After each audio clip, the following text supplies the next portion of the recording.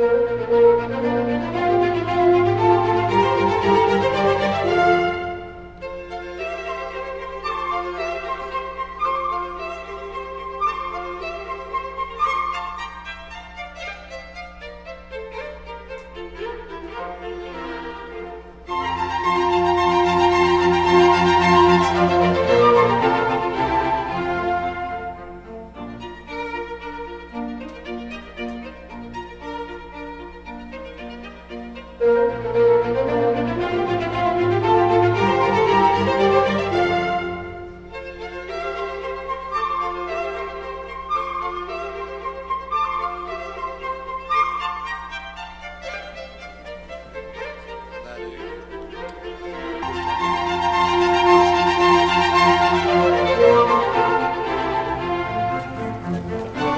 evening, everyone. Welcome to the City Board of Directors meeting for this evening, October 20th, 2015. I'd like to welcome everyone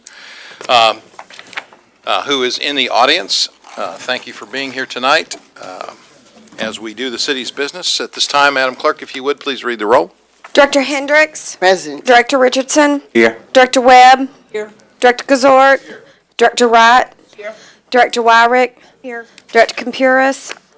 Director Fortson. Here. Director Adcock. Vice Mayor Hines. Present. Mayor Stola. Here. Let me call on Sid for our invocation, please. Thank you, Mayor. You bow your heads, please.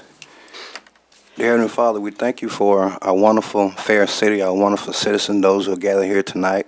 We thank you for all the blessings you bestowed upon this city. We pray for more unity in the community. We pray for more unity on this board. And we move forward with the mindset that all of our decisions has an impact on all citizens. These things we thank you for. Amen. Thank you. If you will please stand and join me in the Pledge of Allegiance. I pledge allegiance to the flag of the United States of America and to the republic for which it stands, one nation, under God, indivisible, with liberty and justice for all.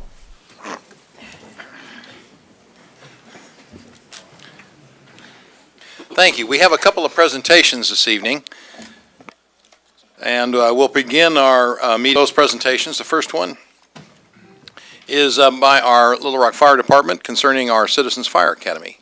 Chief Summers. Good evening, Mayor, Vice Mayor, and Board, City Manager.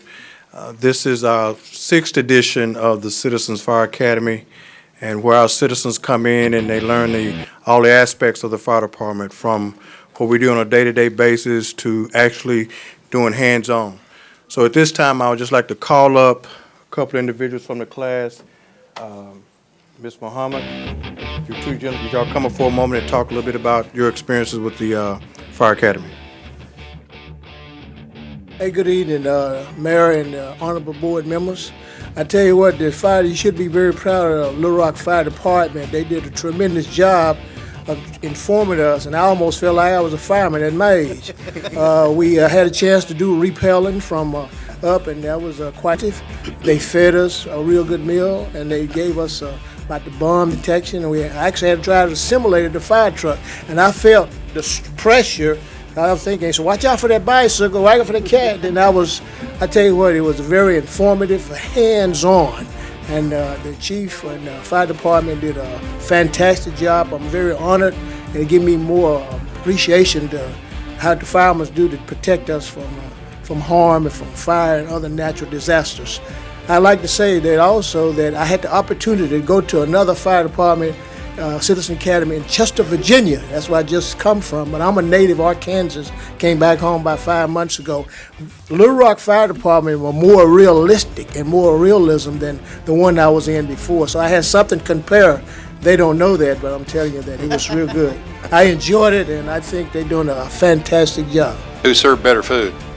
You know what? Chesterfield didn't even give us no food. I guess the budget was tight. I must say the same. Good evening to all. The fire department was very, very, very with me about what goes on in our cities. But once I came into the academy, I learned so much. But I could not jump from the house. I couldn't do that. I said, I'm sorry, not I. But it was a wonderful experience, and I would recommend everyone in this room, if you haven't, even including you, Mayor, to please join it, because it is a wonderful experience, and you too. Okay? Thank you very much. Thank you. Thank you for that opportunity. And we'd like to encourage all of our citizens to take advantage. We do it once a year. It's an 8-week course, and it coincides with Fire Prevention Week. So thank you for the opportunity. Thank you, Chief. Director Richardson, yes, go ahead. You're recognized, please. Chief, prior to you becoming the chief of our fire department, we didn't have this academy, did we not? No, we did not, and I can tell you that fire departments around the country, it's pretty standard to have a Citizens Fire Academy. It's a matter of time before we would have had one here in Little Rock. So this part of one of your initiatives when you were first hired as our fire chief, because we That know is we've had a correct. long-standing citizen police academy. That is correct, and I went through that Citizens Police Academy as a recruit in the 1994 Police Recruit School, so I know what that's like too. Good deal. Thank you.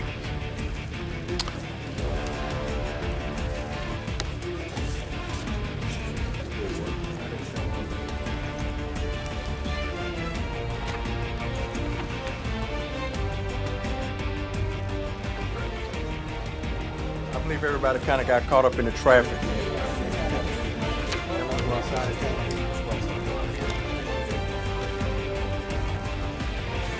Look at the big brain on Brad.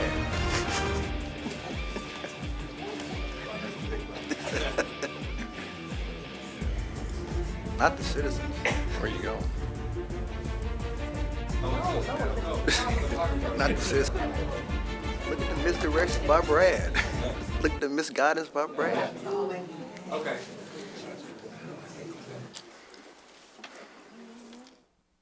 Okay, we can now go on with our next presentation, which is the City Beautiful Commission Landscape Awards. This is one of our city commissions, and Mr. Moore, who's going to be doing the presentation? Good. Please come forward. Thank you. Thank you, Mayor, Vice Mayor, Board of Directors, City Manager. My name is Steve Homeyer. I'm the Landscape Chairman for the Commission. Ed Peak, our Commission Chairman, is here. Chris Hancock is going to help me present the awards as well. This is our 36th Annual Landscape Awards competition presented by our Commission. It involves commercial, institutional, multifamily, or subdivision development projects within the city. Nominated landscape developments must be in place at least 1 year and have demonstrated excellent design, implementation, and continued maintenance, including voluntary upgrades and enhancement that go beyond the city requirements. Previous winners are not eligible again for 5 years. Okay, we have winners from 3 different wards, and if I could ask the director to come down from the ward. First ward would be Ward 3, Director Webb. And the winner of this one is U.S. Pizza in the Heights. We have some pictures here. We'll roll them on the screen. Drew Webster is representing U.S. Pizza. Drew, if you'll come up.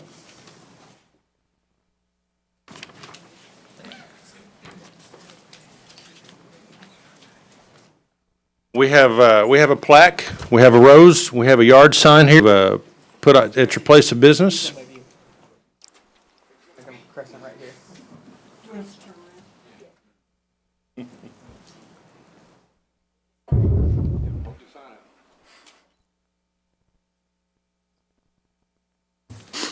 All right, Drew.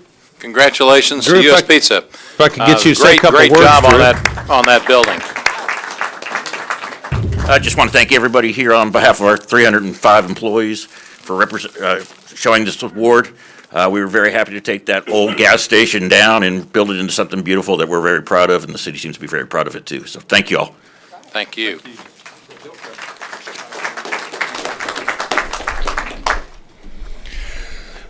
Okay, our next award, and these aren't in any first, second, or third place. These are the best of the best. So they're equally winners, and it was a real hard commissioners this year to pick these. Landscape is getting better and better in our city, and it's making our job a little bit more difficult. And I'm proud to say that. Second award goes to Southwest Power Pool, and that's our Vice Mayor Hines' award. And David Avery and David Sargent are representing Southwest Power Pool.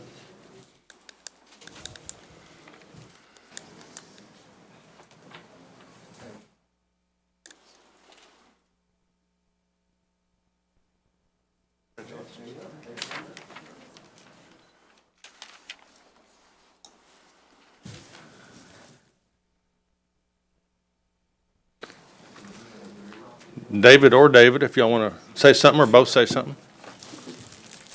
First, Mayor and Board, thank you very much. For those of you who do not know, Southwest Power Pool manages the electric grid for the central United States. And 3 years ago, we chose to locate orders, and through the great work of Dave Sargent and WR Architects and a whole host of other folks, we have a very impressive facility that we're very proud of out in West Little Rock, and would love for you to come by and tour the facility at your convenience. And on behalf of our 600 employees, thank you very much for what you do in your public service, and especially with the Little Rock City Beautiful Commission and all that it does. Thank you very much.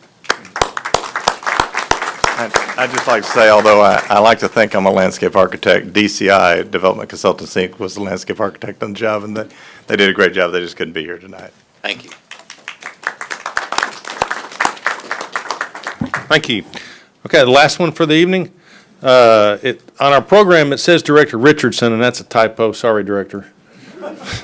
Director Wyrick represents Ward 7, and this is Ole Rooker Library at Otter Creek. I don't know if anybody's ever been out there, but it's a really neat landscape library. Sure. I wanted to talk about this just a little bit. Ole Rooker Library has been a shining star in our area for quite some time. We have a good friend, Bobby Roberts, and we're going to miss him when he leaves us. He really knows how to get people together, understand what their needs are, what they want to do, and then he even let us name this library Ole Rooker Library. And I don't know if you remember Ole Rooker, but he was a big guy, and if he was on your side, he was just sweet as he could be, and if you weren't on his side, man, it was bad.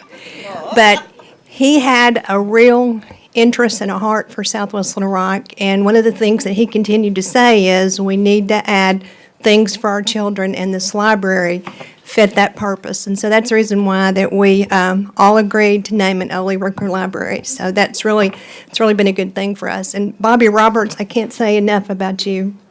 You're just a great person, and he's really going to be missed. He has a knack for pulling people together and putting projects together that makes, so we're going to miss you, Bobby.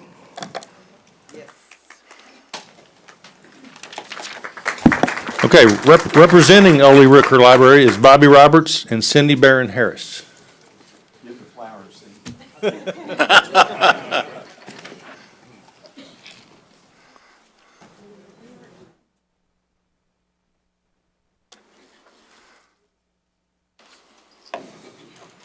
Okay, Bobby, if you want to say a few words. We're delighted to receive the award. I wish Ole had lived to see the library. I'll tell one quick story about him. We'd go to meetings, and it'd be a city meeting or something, and he would get up and stand up and say, "I never vote for any taxes except for the library." And I'd say, "Ole, don't say that. That's not doing me any good in certain circles. Just don't do that." But he was a great supporter of the library, and it's been a wonderful. And over the years, I've had such great support from the city board. Leaving the library is a bittersweet experience for me, but I take many memories and friends with it, and I'll find something I hope constructive or not destructive to do. But I appreciate your support over the years. Thank you. Well, thank you, Bobby. It's a great library. It really is a great addition to the system and certainly to this part of our city. All right, that concludes this year's presentation of the Landscape Awards. I want to thank Mayor again, Vice Mayor, Board of Directors for allowing us to take this time to do this. Also want to thank Tipton Hearst for donating the roses for our gifts. The other commissioners, thank you again, and look forward to it next year. Thank you very much. Thank you, Steve. Eddie and team, thank you very much. Okay, that concludes our presentations. We can now on to our consent agenda. We do have a modification page. We have one addition that the manager's requesting and one deferral. Yes, you're recognized, Mr. Kazort. I I'd move to add ordinance M1 to the group items and defer ordinance, Resolution 23. There's a motion and a second to add M1 to our grouped ordinances and to defer Resolution 23. There's a second. Is there any discussion? Any discussion? All in favor indicate by saying aye. Aye. Opposed say nay. The motion is passed. Director Adcock, you're recognized. I would like to request that we remove item 21 from the agenda. It needs to have some further study done for it, and at this time, I'd like to request that we remove it. Second. There's a motion and a second Doesn't to, need a motion. Director Adcock was the one who asked that the matter be put on the agenda, and so she has the authority to withdraw it before the vote. so your request is to withdraw the item? Yes, withdraw the item, please. All right, very good. At the request of the director who submitted it, it is withdrawn.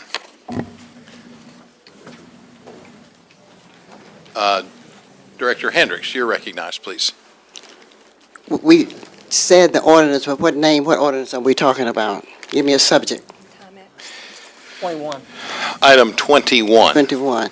I wanted to ask, This- there was a real meeting last evening at the church. This has to do with Timex, I'm sure. Yes.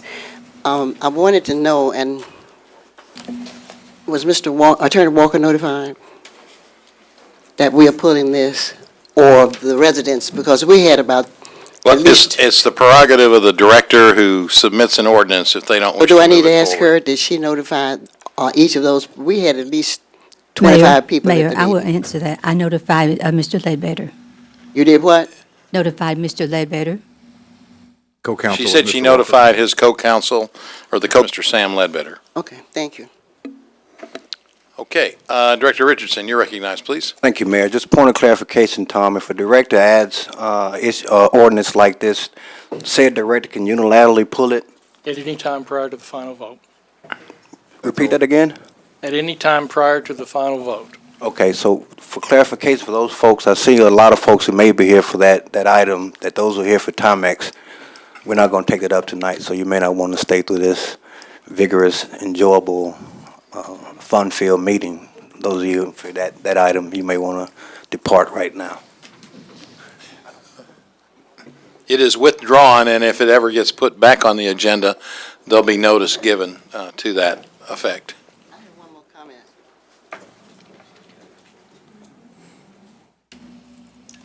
Director Hendricks, yes, you're recognized. I wanted to ask Mr. Carpenter, should the board members have been notified by you or Mr. Moore or somebody? It's not required, Director Hendricks. This is an offshoot of the ordinance that you had asked for earlier this year to clarify how things were put on the agenda and not put on the agenda. And Speak up if you would, Mr. Carpenter, please. we passed an ordinance earlier this year to clarify how matters are put on and put off, and I think it was a unanimous vote, and Director Kazort's proposed amendment that anything proposed by a board member could be withdrawn by that board member prior to the final vote. So do we have an ordinance that would really say what it is we can do and cannot do? 'Cause I Yes, have- you do. We do. You've got two ordinances. Okay, so will you pull those for me Yes, and ma'am. supply me? Because I have a problem with residents attending a meeting in full force. We had a lengthy discussion about what was going on.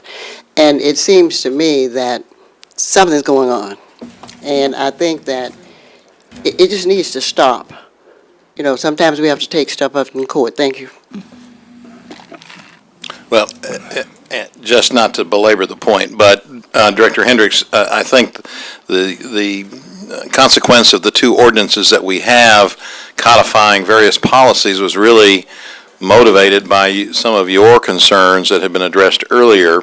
And so we do have two ordinances, which you voted on, as I recall, that specify very specifically how this happens. Typically, the manager or the mayor put items on the agendas collectively, and of course, Mr. Moore's withdrawn ordinances in the past, depending on how things might emanate on that.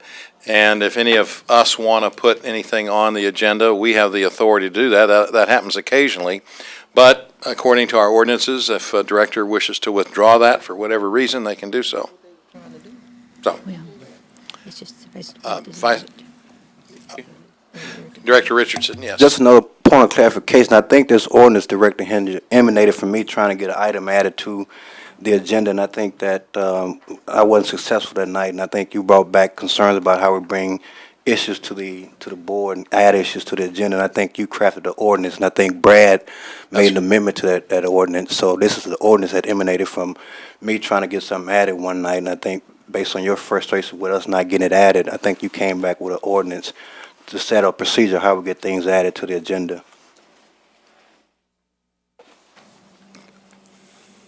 Yes, go ahead, Director Hendricks.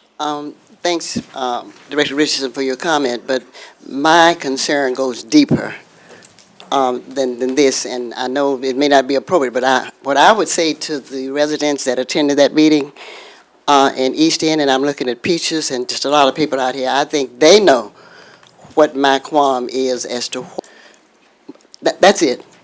Time will tell. Thank you. Okay, that matter is concluded. Vice Mayor Hines, you're recognized, please. Thank you, Mayor. I have a question on the consent agenda just before we read it, I guess. Okay. One question for Bruce. Please go ahead. Bruce, on Resolution 14, on the $1.5 million for the LRPD patrol cars, just want to clarify, because got a couple calls, there's some rumors about how these purchases are going to be made. This monies is one-time monies that we have come out with in the budget as a result of a budget amendment, correct? Yes, sir. I will be presenting a budget amendment in a week or so, in about 2 weeks. That, as we've done in the past, this just gives us a revision on our expenditure projections and on our revenue projections. And I've been projecting, based on in the year, that we'll have this one-time money to purchase these 33 vehicles. And as far as the 2016 and 2017 capital sales tax, that this expenditure won't affect future purchases from that money, correct? That's correct. Okay, thank you. Okay, if there are no further questions, Director Richardson, you may have a question. Go ahead, please. Yeah, Bruce, back on that item that Vice Mayor Hines just brought up. The reason why we're moving forward with this before we look at the budget amendments is because we're getting these vehicles locked in at a certain cost. Is that not correct? Correct. If I had to get these ordered, if not, we would have been into 2016 before we'd have purchased. There would have been an increased cost, and the cars would have been delivered later in the year. At this point, we think they're going to be delivered this year. Then it takes about 2 months to get them up in the computer equipment and so forth. But yeah, this allows us to get those cars in this year. Okay. All right, very good. If there are no other questions on the consent agenda, Madam Clerk, if you would please read the consent agenda as amended. The consent agenda consists of a resolution to authorize the city manager to award a contract to Township Builders Incorporated in an amount not to exceed $134,626.80 for Pleasant Valley drainage improvements and for other purposes, funding from the 2012 3/8 capital improvement sales tax. A resolution authorizing an increase to the authorized contract amount for O.R. Colon and Associates for appraisal and acquisition services in an amount not to exceed $300,000 and for the purposes, funding from the 2013 limited tax general obligation capital improvement bonds. A resolution to authorize the city manager to execute a contract for Jewel Engineers Incorporated, doing business as Landmark Engineering and Surveying, in an amount not to exceed $76,020 for a sidewalk improvement program and for other purposes, funding from the 2013 limited tax general obligation capital improvement bonds. A resolution to authorize the city manager to award a contract to Township Builders in an amount not to exceed $174,830.40 for Echo Valley drainage improvements and for other purposes, funding from the 2012 3/8 capital sales tax. A resolution to authorize the city manager to enter into a contract with Cruise Car Incorporated in a total amount of $59,775 for the purchase of 5 electric maintenance utility vehicles for the Little Rock Zoo and for other purposes, funding from the 2012 5/8 operational improvement sales tax. A resolution to authorize the city manager to extend the existing policy with Affiliated FM to provide property insurance coverage for city-owned facilities, together with contents, equipment, and other property for a 12-month period effective November 1st, 2015, and a resolution authorizing the city manager to enter into a contract with Dayco Construction Incorporated in an amount not to exceed $342,000 for the installation of safety barriers at the Big Cat and Great Ape exhibits at the Little Rock Zoo and for other purposes, funding for the 2012 3/8 capital improvement sales tax. A resolution authorized the use of eminent domain on Ward 1 improvement projects for 26th Street and South Tyler Street and for other purposes, funding from the 2012 3/8 capital improvement sales tax. A resolution to authorize the use of eminent domain on Ward 6 improvement projects for 44th Street, Potter Street, and Malloy Street, and for the purposes, funding from the 2013 limited tax general obligation capital improvement bonds and the 2012 3/8 capital improvement sales tax. A resolution authorizes the city manager to enter into a contract with Landscape Structures Incorporated in the total amount of $84,291.42 for a new playground at Brody Creek Park pursuant to the Arkansas State Purchasing Contract and for the purposes. A resolution to concert in lease agreement as amended for the benefit of the Oakland and Fraternal Historic Cemetery Park to authorize the mayor and city clerk to execute a third amendment to the lease agreement and for the purposes. A resolution to appoint assessors to the Riverdale Levy Improvement District Number 134 of Little Rock, Arkansas, and for the purposes. A resolution to approve an annual contract for the purchase of ready-mix concrete for the Public Works Department and for the purposes. A resolution to authorize the purchase of additional vehicles in an amount not to exceed $1,500,000 for the Little Rock Police Department from the Arkansas State Contract and for the purposes. That concludes the consent agenda. There's a motion and a second to adopt the consent agenda. All in favor indicate by saying aye. Aye. Opposed, say nay. The consent agenda is adopted. Mayor? Yes, Mr. Kazor. Before we move on, Bruce, now that we've passed the ordinance purchasing our property insurance for the next year, pursuant to our discussion, I would appreciate if you and staff would work the city procuring the services of an appraiser so that we can verify that the appraised value that we're insuring all of our buildings for is in fact correct, and have that done before next year's renewal. That's part of the work plan moving forward. Thank you. Okay. Director Richardson, did you have a comment? Yes, Bruce, on resolution number 3, do we not still have our sidewalk program where we're working with ex-offenders? John? To employ them to build sidewalks? We do. And if so, why are we, on resolution number 3, why are we spending this amount to do a sidewalk improvement program when in fact I think we're paying ex-offenders to go out and do sidewalk work? We're continuing to do that, Director Richardson. That program, they're staying very busy. This just allows us, this is additional money that we've identified that we can get some more of these projects done. So it's more of a timing standpoint and get it. Okay, thank you. Okay, we can now move on to the grouped items, including the M1 ordinance that we added. First reading, please. An ordinance to reclassify property located in the city of Little Rock, Arkansas, amending the official zoning map of the city of Little Rock, Arkansas, and for the purposes. An ordinance to reclassify property located in the city of Little Rock, Arkansas, amending the official zoning map of the city of Little Rock, Arkansas, and for the purposes.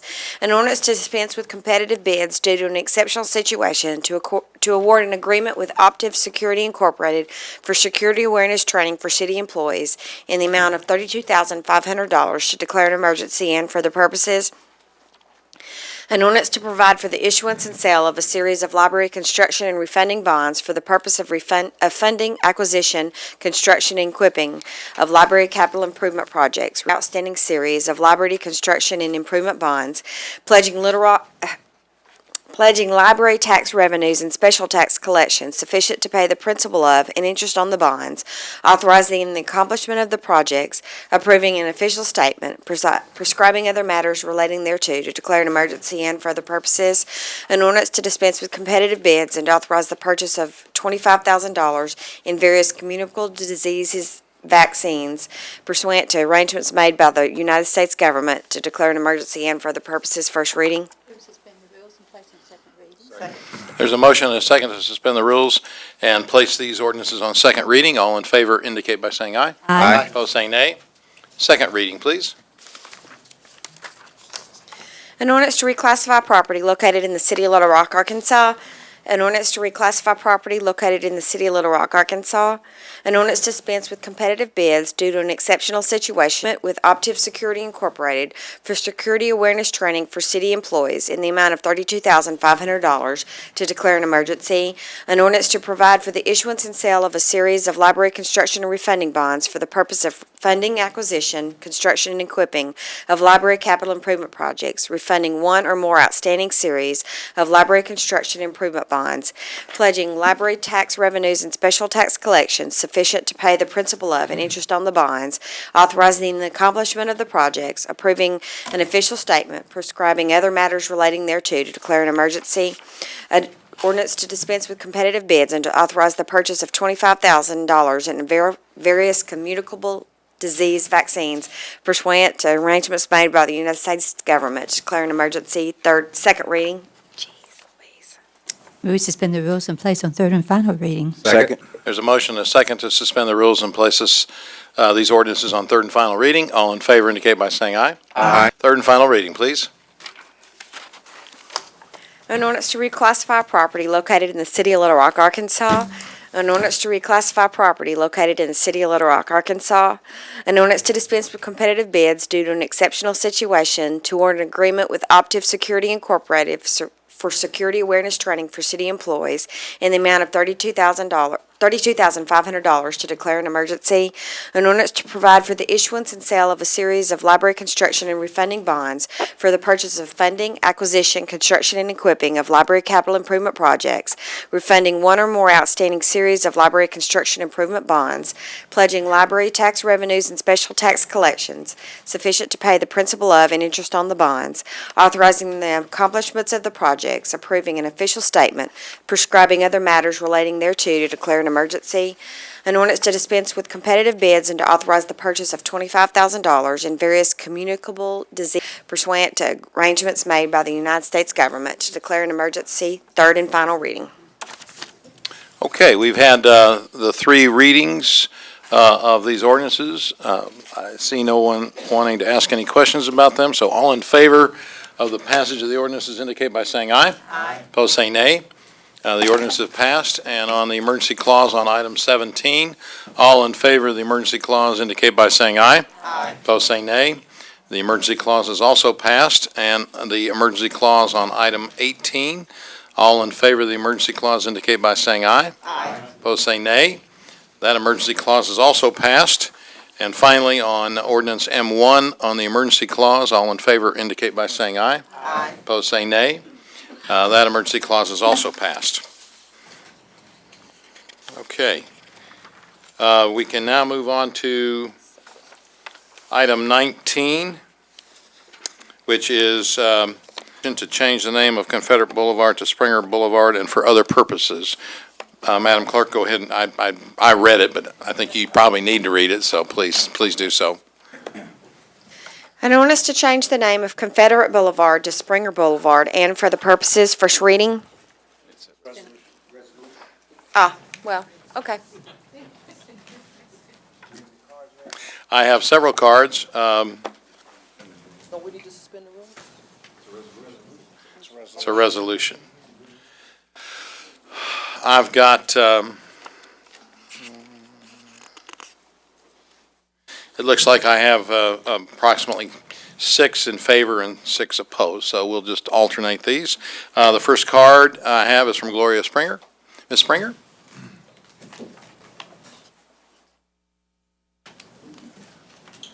Good evening, Board of Directors. I just want to reiterate that we would like to have the name of the street changed because we would like to stake our claim to our community. We have lived with the name for 50 or plus years. And while the Confederate Lives Matter, we just would like to claim something and make a point to our ancestors and to our children's children that we were here. And it is a bit offensive. Not the lives, but the word. Just like coloreds only, it is offensive. And I would just like to see it change those few blocks because we have other issues to deal with in the area. And I understand the importance of the people who are buried in the cemetery, and it matters to us all. But please consider the fact that we live there.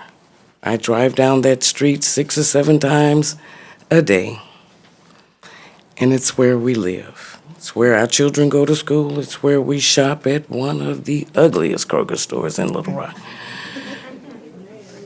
I have good news for you. I've heard There's good supposed to news. be improvements to that. I heard that, and I am all for that. But I can tell you now, there's a dead possum on Confederate, and there's a stack of bad furniture, and I called it in to be picked up because I walk that street and I live there. And I can understand people wanting to memorialize their ancestors, but they are not in Sweet Home. They're in the cemetery.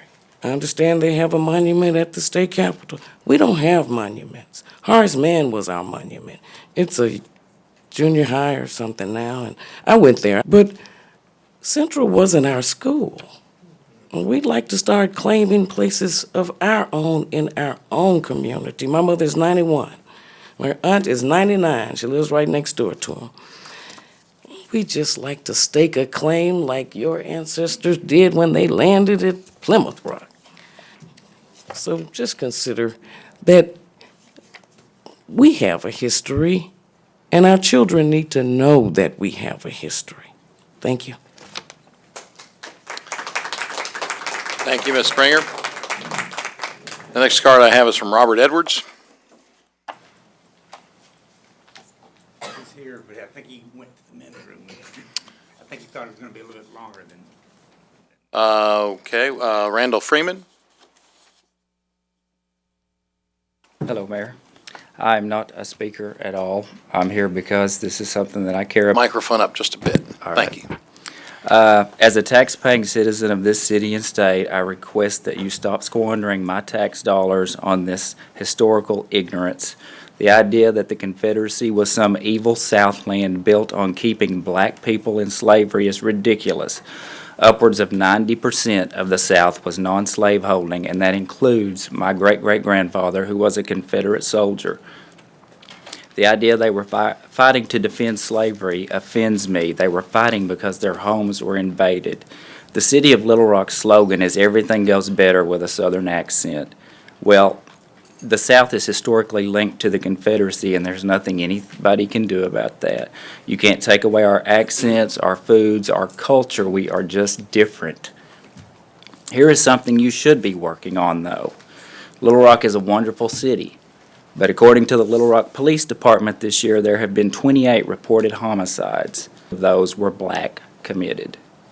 So, instead of the appearance that the city has to outsiders as being dangerous, it's not because the street is named Confederate Boulevard, it's because people are killing each other.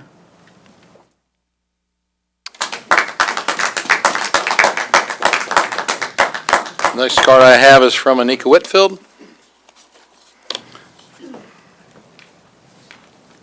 Good evening, everybody. Mayor, I just want to get clarification. So these are not all cards that are for, these are just people that are speaking in general about the resolution. Is that correct? For and against. For and against, right. I thought I'd just alternate them. Okay. So I just wanted to make sure. Okay. you're for, you marked it for, so. Absolutely. Okay. Absolutely. I just wanted to make sure that people were aware of that. I am here. I'm Anika Whitfield, and many of you all know me and have heard from me through email about why I'm for.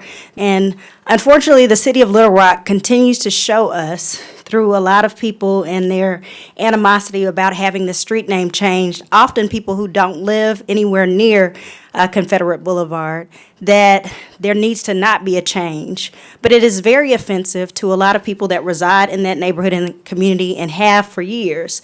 This is not a new issue. It's been going on since the 1970s. And the people in that neighborhood and community have a right to have a name that represents their neighborhood and their community. There are several people that are in the National Cemetery, which I've been told over and over again would be disrespectful to them. I have relatives that are there. It's disrespectful to my relatives to have Confederate Boulevard up. So if we're going to look at the sum of our history, we don't need to just look at some, S-O-M-E, but we need to look at the sum, S-U-M, of our history, which is really African American history, Black history, Native American history, White American history, all history. And so I ask that you remember what the Planning Commission said last month, that they unanimously decided that it is time to make this change, and that you would have the same heart and make the change with us. Thank you. No clapping, please. We've had it on both sides now, but it's really, this is not a cheering section for one side or the other. We want to hear all these serious comments. Thank you, Ms. Whitfield. Okay, Robert Edwards.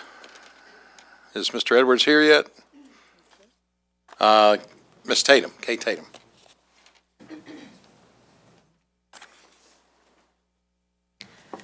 Mayor Stodla, Vice Mayor, Mr. Moore, Mr. Carpenter, and Directors. I urge you to please not vote in favor of changing the name of what few blocks remain of Confederate Boulevard. Changing the name of a street that our city forefathers approved is a destruction of everyone's heritage. It is a shameless disregard to the 65 Fin-American men who fought for the Confederacy. It's confirmed that over 13,000 of these men served in battle. We need more education, less disrespect. The Confederacy was the first army that allowed African American men to enlist. In 1890, 11 African American men lived in Little Rock and were proud enough of their service to report it to the census taker. These African American men and the rest of Arkansas's infantrymen, including white, Native American, immigrants, Christian, and Jew, did not go to war and suffer such hardships to protect the rich plantation owners' right to enslave, but states' rights as they saw it. Only 3% of Arkansas's total population were slave owners in the 1860 census. Mr. Dan Winsett, an African-American man, was a resident of the Confederate Veterans Home for decades, attending UCV reunions in his Confederate uniform and wearing his medals, well into his 80s. He died at the Confederate Veterans Home on May 26 and was buried with honors. An Arkansas Gazette newspaper article of May 15, 1862, in the Encyclopedia of Arkansas confirm that the Little Rock City Council appropriated $5,000 to acquire a tract of land to make room for the burial of the many soldiers dying daily in Little Rock hospitals. In 1863, Union troops set up an encampment in the cemetery and began burying their dead. After the war, the United States purchased land at Oakland and in 1868 officially established the Little Rock National Cemetery. In the National Cemetery is a marker of the 640 soldiers removed from Mount Holly Cemetery. The mass burial of 900 Confederate soldiers who died in Little Rock hospitals is still on Oakland's property. The larger 11-acre Confederate cemetery holds the graves of another 1,797 Confederate soldiers who died during and after the war. In 1913, an act of Congress authorized the Secretary of War to accept the 11-acre Confederate, merging it into the Little Rock National Cemetery. Union and Confederate soldiers rest side by side. Over 30,000 records still exist with the National Archives to prove the contributions of African Americans. Confederate Boulevard represents their heritage also. Frederick Douglass referenced this fact in 1861 when he quote, and I quote, "There are many colored men in the Confederate Army as real soldiers having muskets on their shoulders, bullets in their pockets." U.S. Public Law 85-425, Section 410, approved 23 May 1958, established that Confederate veterans are equivalent to Union veterans. I thank you very respectfully. Thank you, Ms. Tatum.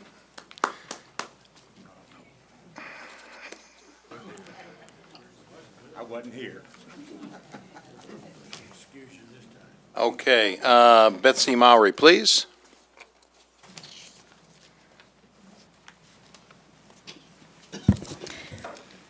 Hi there. Thank you so much. History is important. Words matter. And this isn't about erasing our history. It really isn't.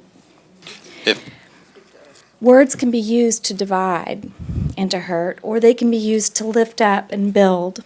And I'm reminded of Pope Francis and what he said in his address to Congress when he talked about words helping communities overcome historic differences linked to painful episodes of the past. Now, on one side, you've got the renaming of Confederate Boulevard, and people have talked about the Civil War and Confederates and definitely want to honor our ancestors on both sides of that conflict. But we're talking about one word. One word. That's it. And it's also important to think about the fact that Confederate Boulevard led from the Arkansas Confederate to the Confederate Cemetery. They tore it down in 1955, 60 years ago, 10 years before I was born. It's not even there anymore. The cemetery, which was for the Confederate veterans, actually houses all veterans. It's not just about our Confederate veterans, it's about all of our veterans. So we're talking about a word that is in the name of a boulevard, and we have a family that's represented where one part of this boulevard is still named Confederate Boulevard, and their community that lives there wants it renamed to match the rest of that boulevard for the Springer family. And I think it's really important for us to remember we don't live there. You know, I live out in West Little Rock, but I grew up going to Central High. I think we went to school together, didn't we, Director Richardson? Yeah, go Tigers. Sorry, you're younger. But how would you feel? 12th and Park is what the address is. How would we feel if part of that Park Street had been renamed for Jim Johnson, Justice Jim? That would be offensive, right? So I know that's hypothetical, but to the people who live there, it's just as offensive. So I would encourage you to please, it's not about erasing history, it really isn't. But it is about honoring and building up and joining our community, promoting healing. Thank you so much. Thank you.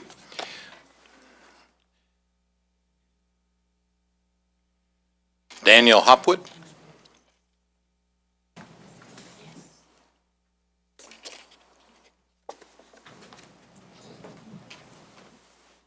Good evening, Mayor and members of the council.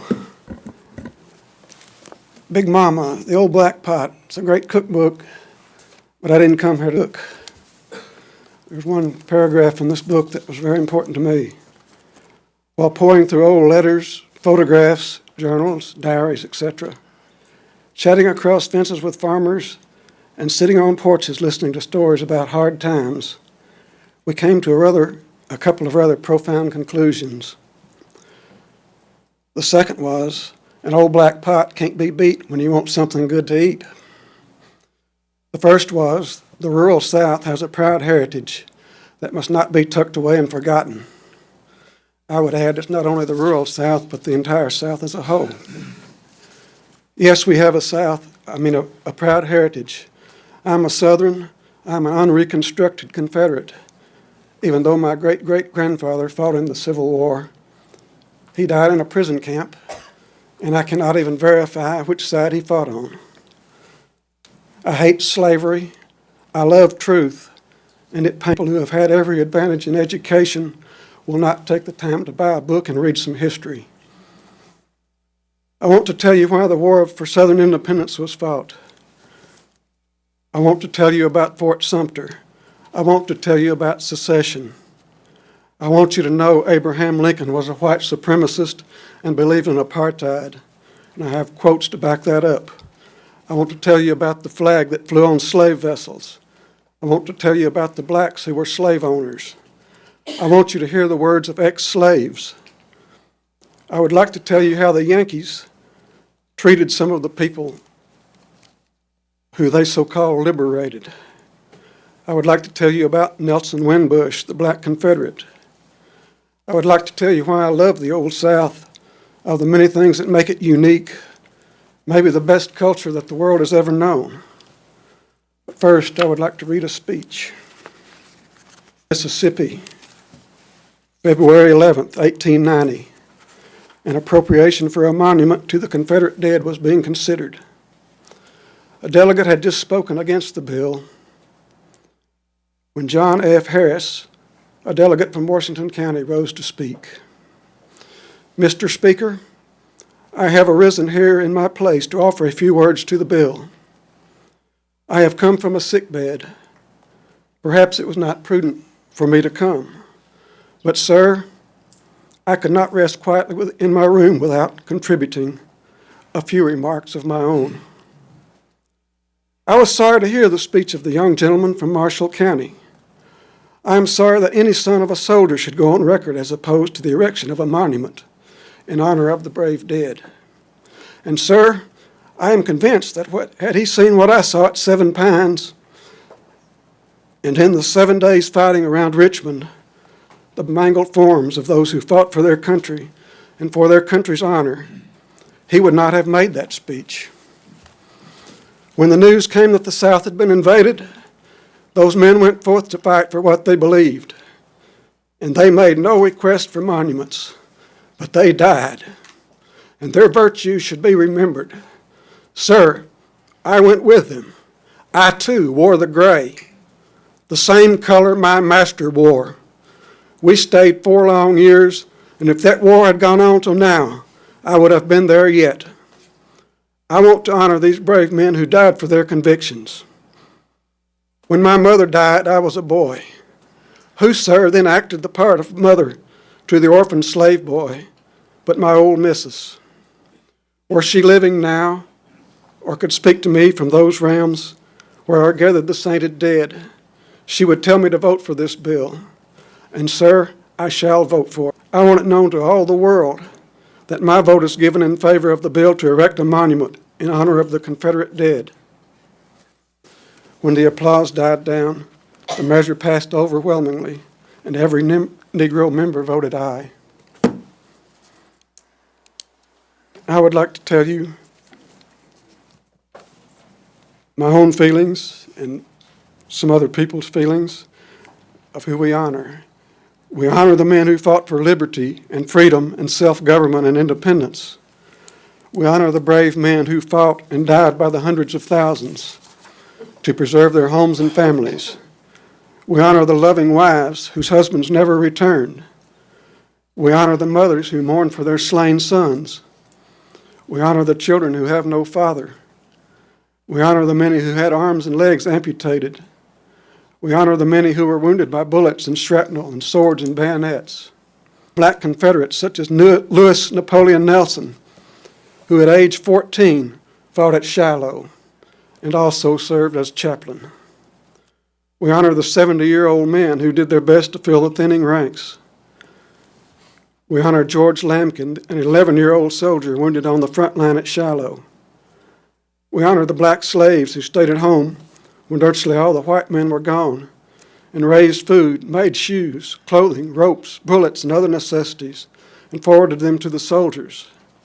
Do you think they stayed and worked because some women and children intimidated them? Without the support of the black population, the war effort could not have lasted as long as it did. We honor Sam Davis, just a college-age kid from Tennessee, who was hung because he refused to give information to the Union Army. Even many of the Union soldiers broke down and cried at his hanging. We honor David O. Dodd, hung by the Union Army on spot. We honor more than 3,000 Negro troops who fought under the command of Stonewall Jackson. We honor all who went without enough food, who trod the rough ground barefoot, who had not much to protect them from winter's bitter cold. We honor the men of the South who cried and prayed, the women of the South who cried and prayed, sewed and mended. We honor Dick Poplar, a black cook taken prisoner. He spent 20 months in a hellish prison, one similar to what my great-great-grandfather passed away in, maintaining the entire time that he was a loyal Jeff Davis man. A word from him at any time could have set him free. We honor Levi Carnine, a slave who went to war with his master. The master was killed. Levi attended to his affairs so that he got a proper burial. He then joined another unit and stayed there until the colonel was killed.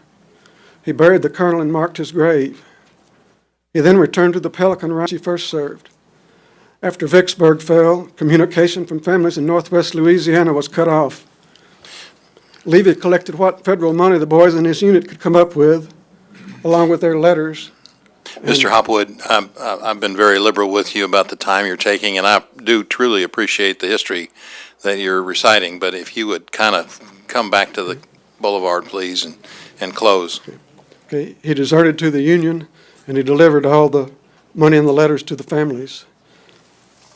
I don't think you would give money and letters to a man that you didn't trust completely. Okay, in closing, I will read a short poem. Abram Joseph Ryan. Can the victors give a reason why the men who wore the gray from our hearts should march away and should pass from us forever like the dreamings of the night? Thank you. Thank you, Mr. Hopwood. Okay, the next card that I have is from James Schenzer. Is that correct? Zenner.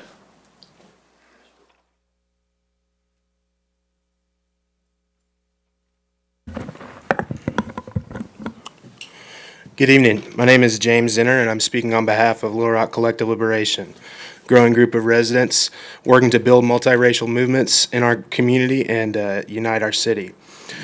We wholeheartedly support the Planning Commission's recommendation to rename Confederate Boulevard to Springer Boulevard.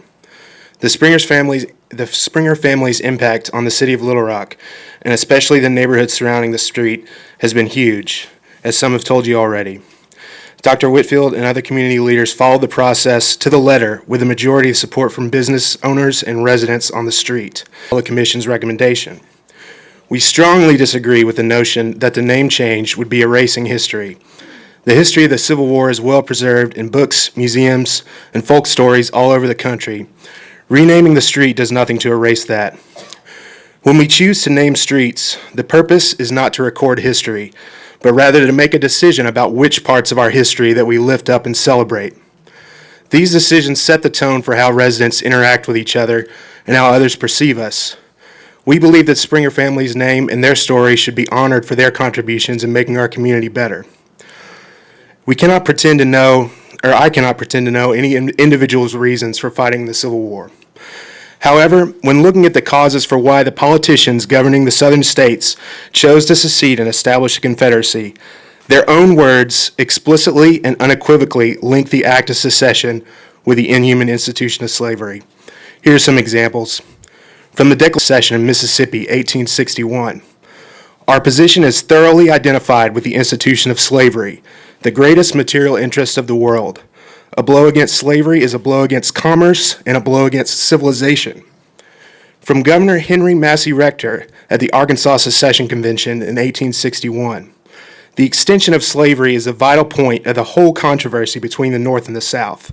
They believe slavery is sin, and we do not, and therein lies the trouble. From William T. Thompson, designer of the second flag of the Confederate States in 1863.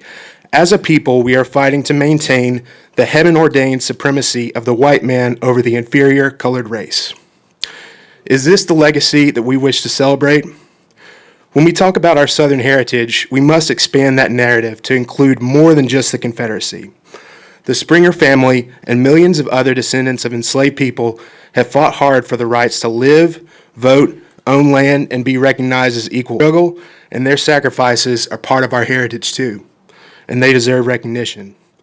Choosing to rename this street for the Springer family sends a message that Little Rock embraces a broader, expansive, and more diverse view of our heritage, and it brings us one step closer to making Little Rock a place that truly serves and is accountable to all of its residents. Thank you for your time, service, and leadership to our community. Thank you, sir. The next card I have is from Jay Clark.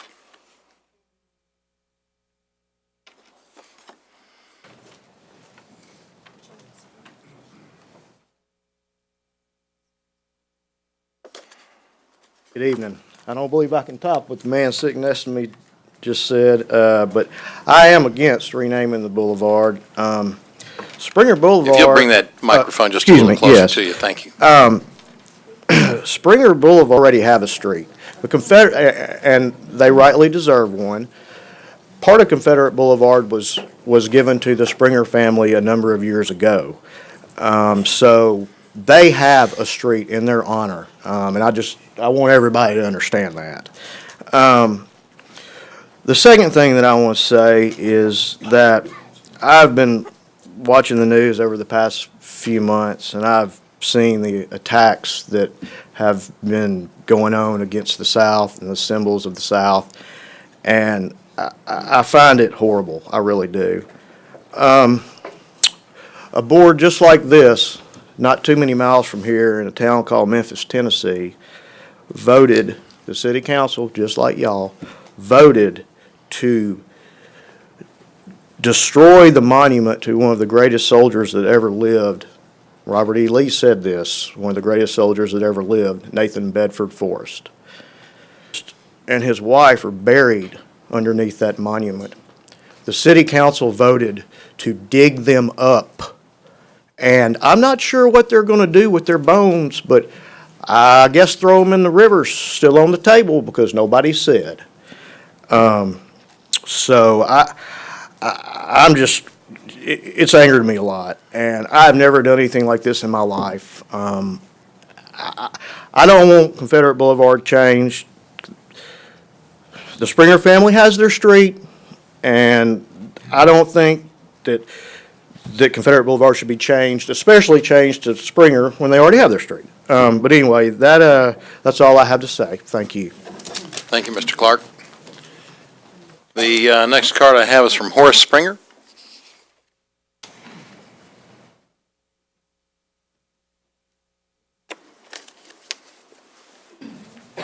Good afternoon. I'm Horace Springer. I'm not the original Horace Springer, but I'm representing the family as Horace Springer III. I would like to thank the city for considering this. After all the words that have been said, I'm kind of sad to stand here now, but I do want to say I appreciate you taking up this issue. I truly believe that in your heart you feel like this is something that should be done, basically because of what happened across the country. And because this effort was actually started back in the 70s. This, to me, is just the completion of the job. Why it was not done at that time, who knows? Listening to some of the comments that were made, I can think of some of the memories I have. One of the stories was of my grandfather passing a mob who was on their way to lynch someone, and they invited him to go along, not knowing that he was a black man. So my legacy possibly would not exist. I may not have existed had they not known that that was a black man that they were talking to. We proudly live in that community. As someone has said before, we serve in that community, and I'm proud to be a member of this community. I've continued my service as a volunteer to further the efforts of the Springer family in my own way. It's very small, but it is an effort. My grandfather, my father, his uncles, his sisters and brothers all worked hard in that community.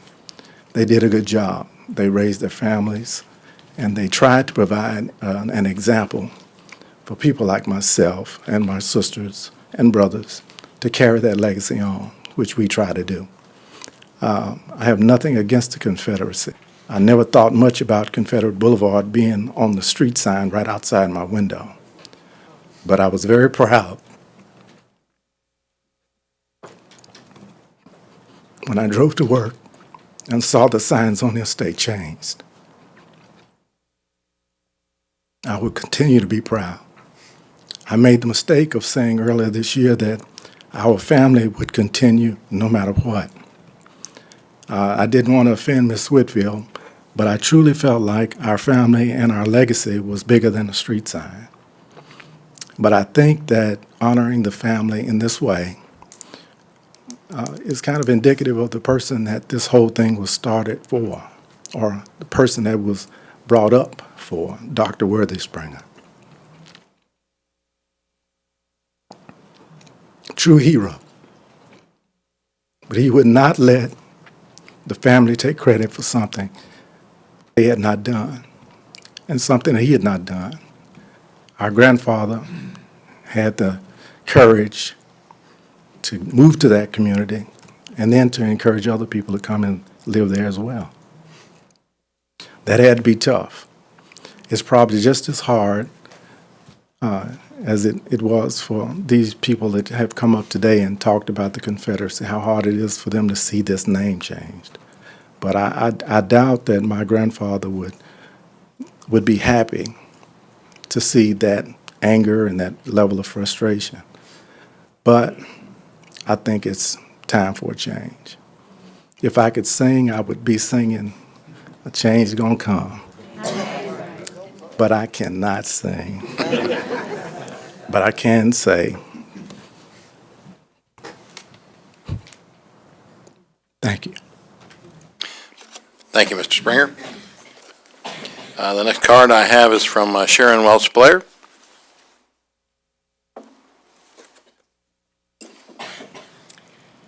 Thank you, Mayor, Board of Directors. This is a difficult issue.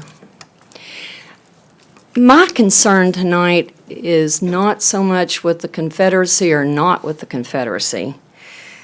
My concern relates what's actually happening in our community right now because of this issue. You know, first of the week on the news, there was a feature about a splinter group that had sprung up in South Carolina, right-wing, extremists, adamant, because their flag was taken down off Capitol grounds. Take any umbrage at a Confederate flag coming off Capitol grounds. My parents, great-grandparents fought on both sides of the Civil War. So that has divided us for long enough. Why are we bringing up more division? You've seen tonight what this issue is doing.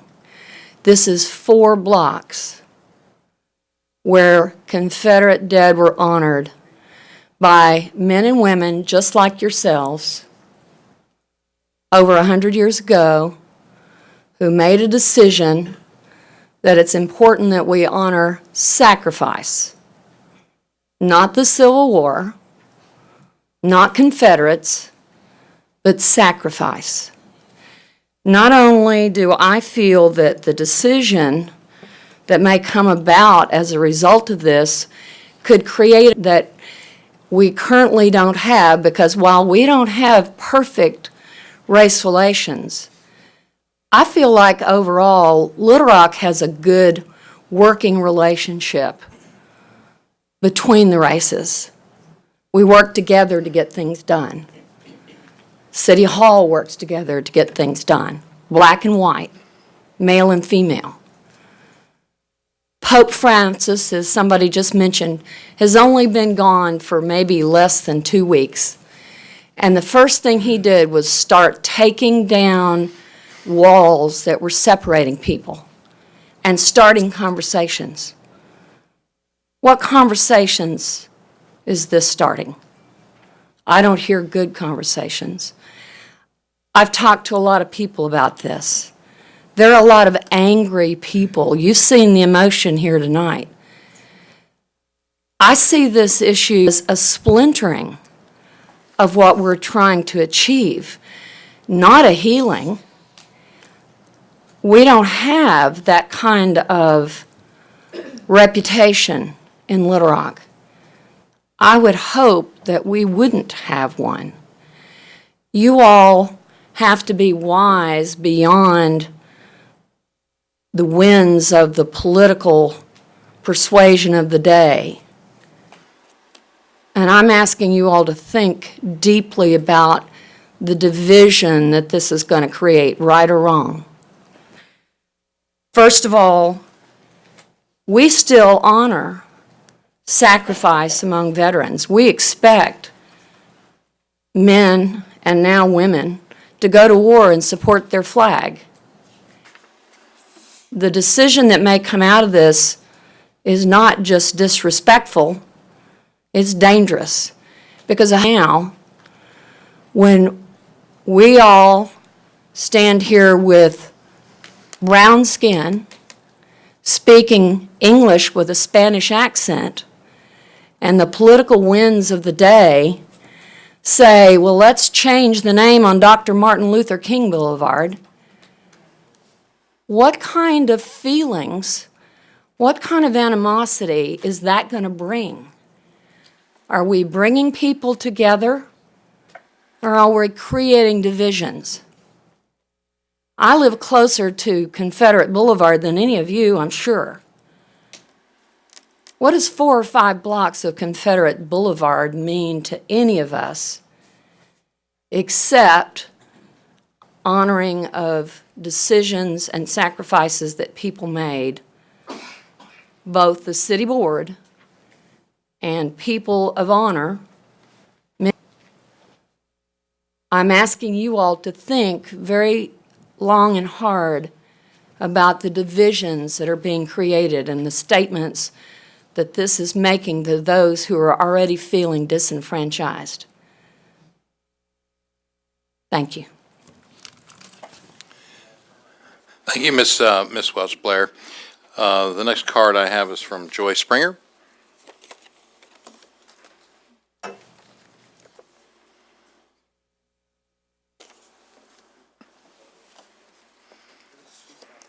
Mr. Mayor, Mr. City Manager, members of the board, good evening. My name is Joy Springer. Before I say any more, Mr. Mayor, you made it very difficult for me to follow my husband, Horace Springer. I thought he should be the close on this, but I'll try to do my best to make a point here.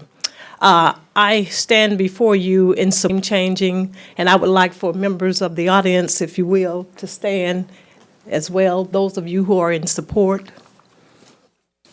I would just like to make a couple of points. It has already been the decision of the Planning Commission to support the renaming of this street. So, I mean, the groundwork has already been laid for you all. Okay, you can all be seated now. Thank you.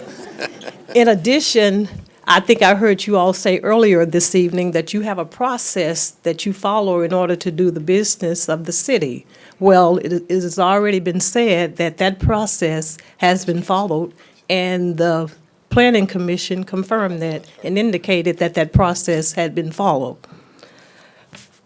I would just like to thank the members of the Planning Commission for accepting and realizing that that process has been followed. Finally, I would like to thank the members of the community who assisted in that process, enabling us to be here tonight. It is now your job to confirm what has already been approved by the Planning Commission. So we thank you very much. Good evening. Thank you, Ms. Springer.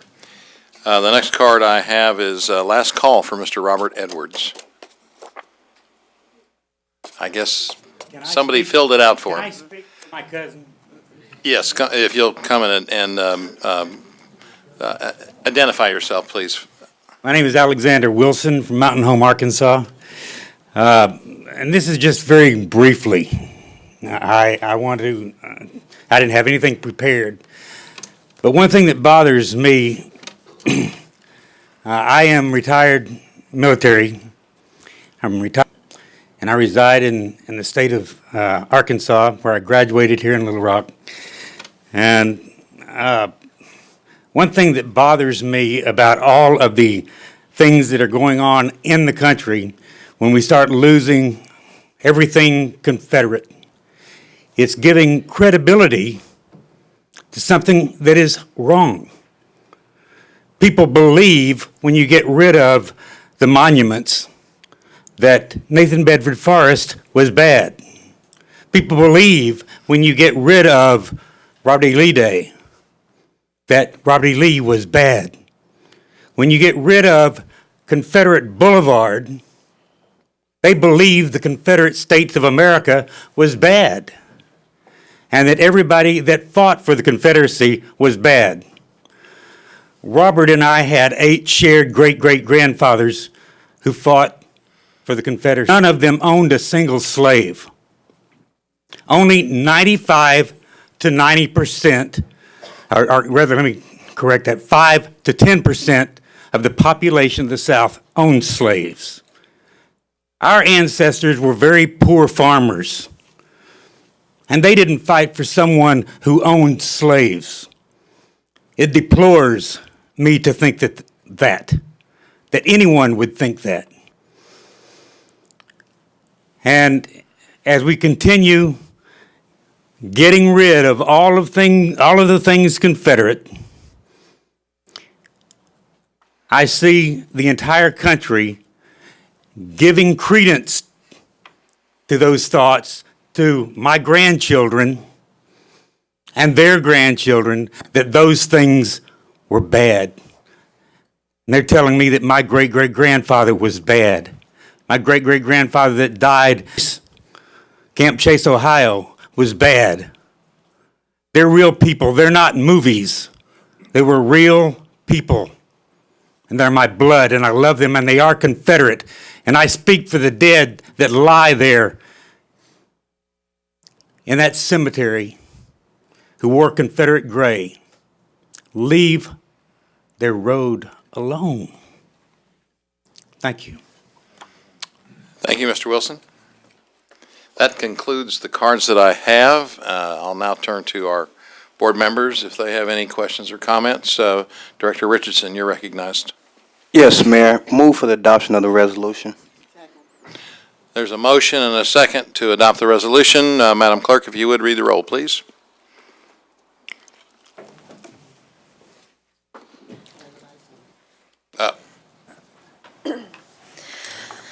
Director Webb? Yes. Director Kazor? Director Wright? Yes. Director Wyrick? No. Director Campuris? Director Fordson? Yes. Director Adcock? No. Director Hendricks? Aye. Director Richardson? Yes. Vice Mayor Hines? Yes. By a vote of 8-2, the resolution is passed. So it was 3. 2. It was 2. 8-2. You want DJ? Thank you all for your thoughts and your comments and your sincerely held beliefs. The issue of division has been mentioned, and let me just say that as a city, we need to pull together, and this debate or this discussion tonight should only try to make us all stronger in a mutual understanding and tolerance for all people. And I hope that we can go forward to continue to build trust among the citizens of our city, regardless of their color or their race. Thank you very much, and I want to give you all a moment to leave if you'd like, that we're here for this particular item. Those cameras, please.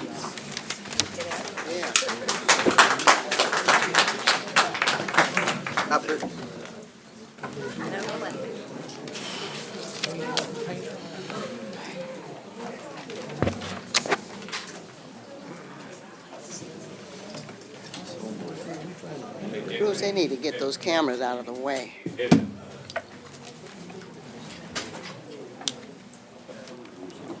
I just said they need to move those cameras. That's dangerous. The cameras, they should move and get out of the way.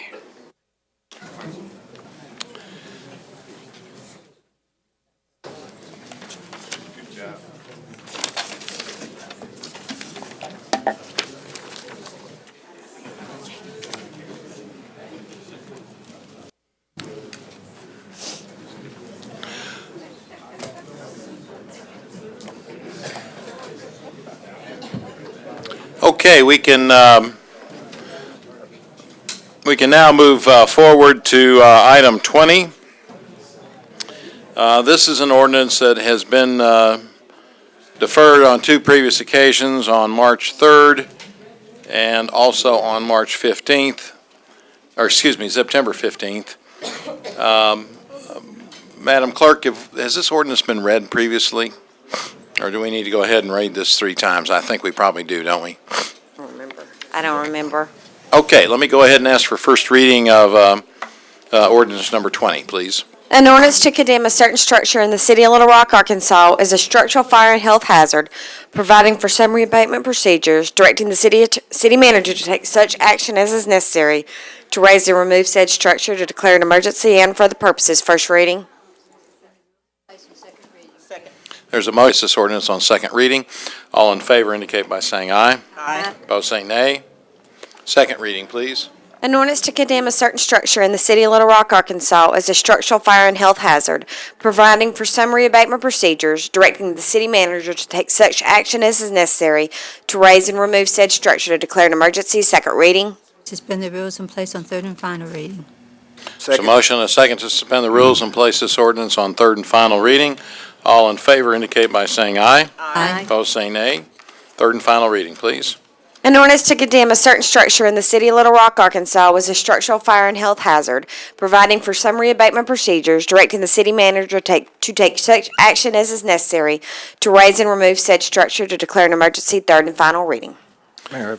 Let me ask staff first if they have any update for us. Mayor, we got an email today. I think those last set of pictures, the email we all got, and Bruce, has staff been out there to see if this is just cosmetic? Because apparently, I mean, this obviously looked better than what we've had before, but whether or not there's been any structural work, we got this email about 3:30 today.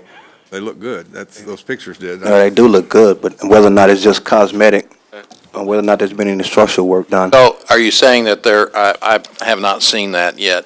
Look at those last set of pictures right there. Right there. Yeah, it looks like they've.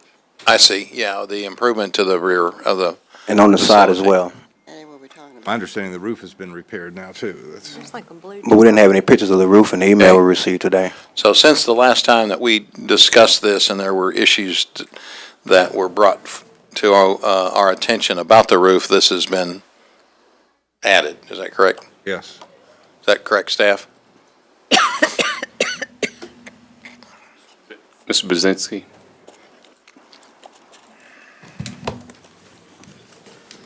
Mayor, members of the board, that picture that's on the screen now, that was taken last week. And the work has continued on stabilizing and securing this structure. And this next picture, Mr. Carter, it's not a very good one, but it shows up at the top what additional work has. I mean, there's two of those, what we'll call braces, one in the middle, one at the top, and then some work has been done on the roof. And as I reported 2 or 3 meetings ago, when that the work started and has continued to progress, I think there was even maybe some work done after that picture was taken, which again was last week. Very good. Thank you, Mr. Brzezinski. I have one card from the owner, I believe the owner of the property, Mr. Stuart Yancey. Mr. Board, please. Yes.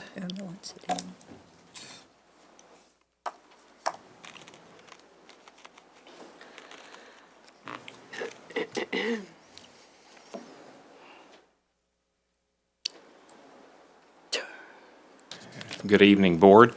I didn't think I'd need to fill out a card. I figured y'all would have questions for me.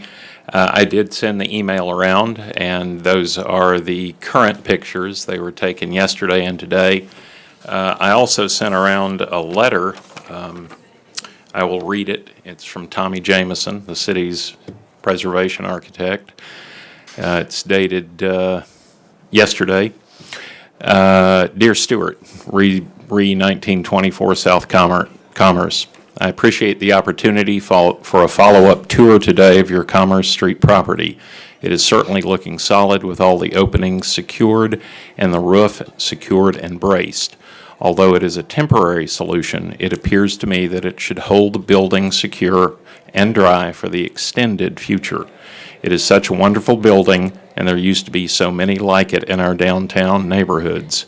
I'm glad you're putting forth the effort to save this one. Best wishes for finding either a rehab solution or the right buyer. And let me know if we can be of further assistance. That's Tommy Jameson.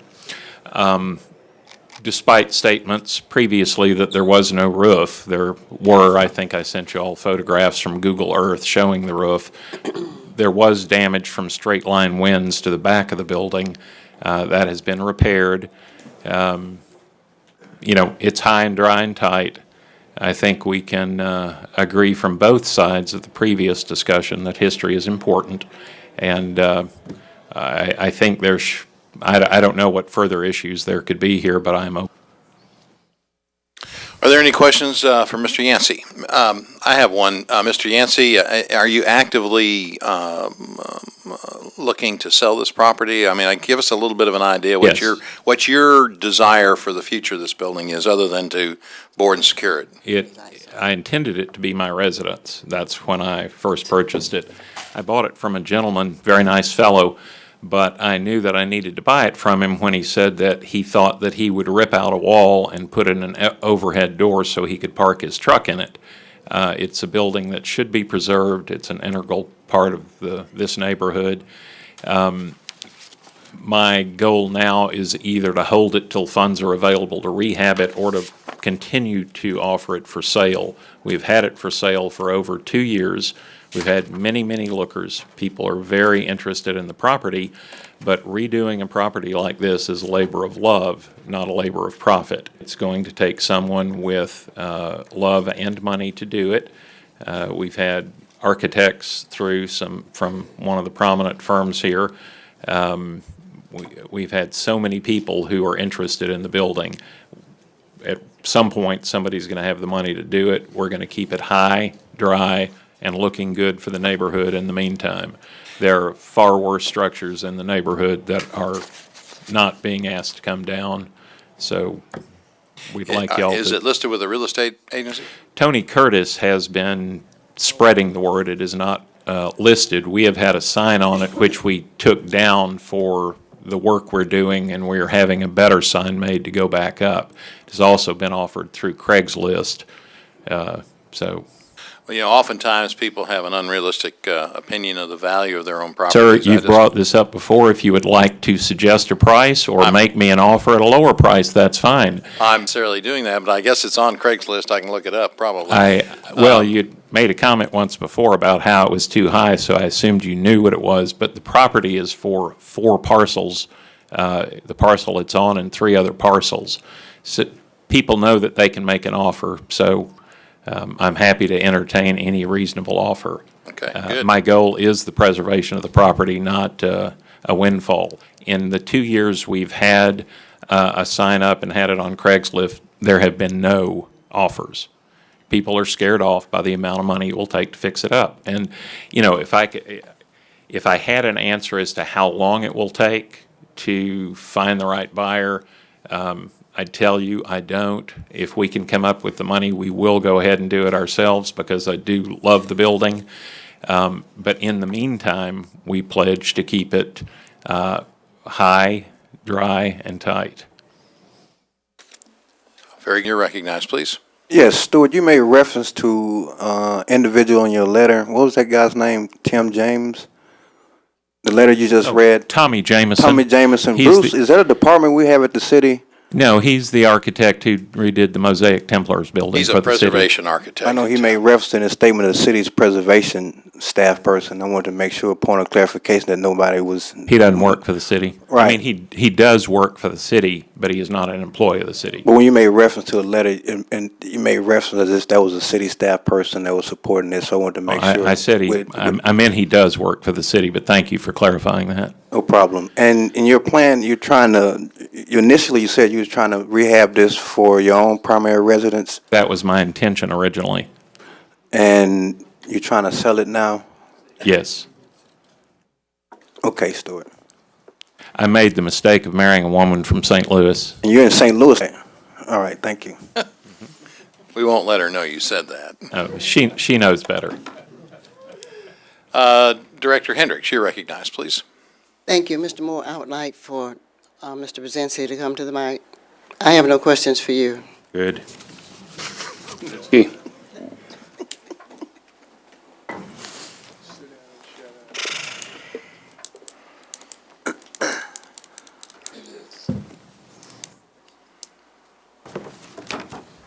Mr. Brzezinski, I ask you this question on behalf of the residents, the Petaway Neighborhood Association. Your reason for staff approval to demolish this property, which is the consent of the majority of the residents, and along with the board member, Well, myself. Director Hendricks, when we started with this, if we could go back to the very first slide. I mean, this is I'm sorry, not the very first one, and just that the initial group of slides that we presented at the time that the ordinance was first on the board's agenda, the building was not properly secured. The rear of it had significant issues, and if we can keep going through the slides, you can see now what has been done, the way the windows have been boarded, helped stabilize the brickwork around the windows. But my question, Tony, is that you're recommending that we demolish it, condemn it. Is that right? Early on, yes, because. I'm looking at the agenda today. No, we feel now with all this work that's been done that the building should be preserved. It's a Am historical. I missing something? I think, Director Hendricks, that item has just been carried from one agenda to another agenda, starting in. Okay, well then, let me talk to Mr. Moore. Thank you.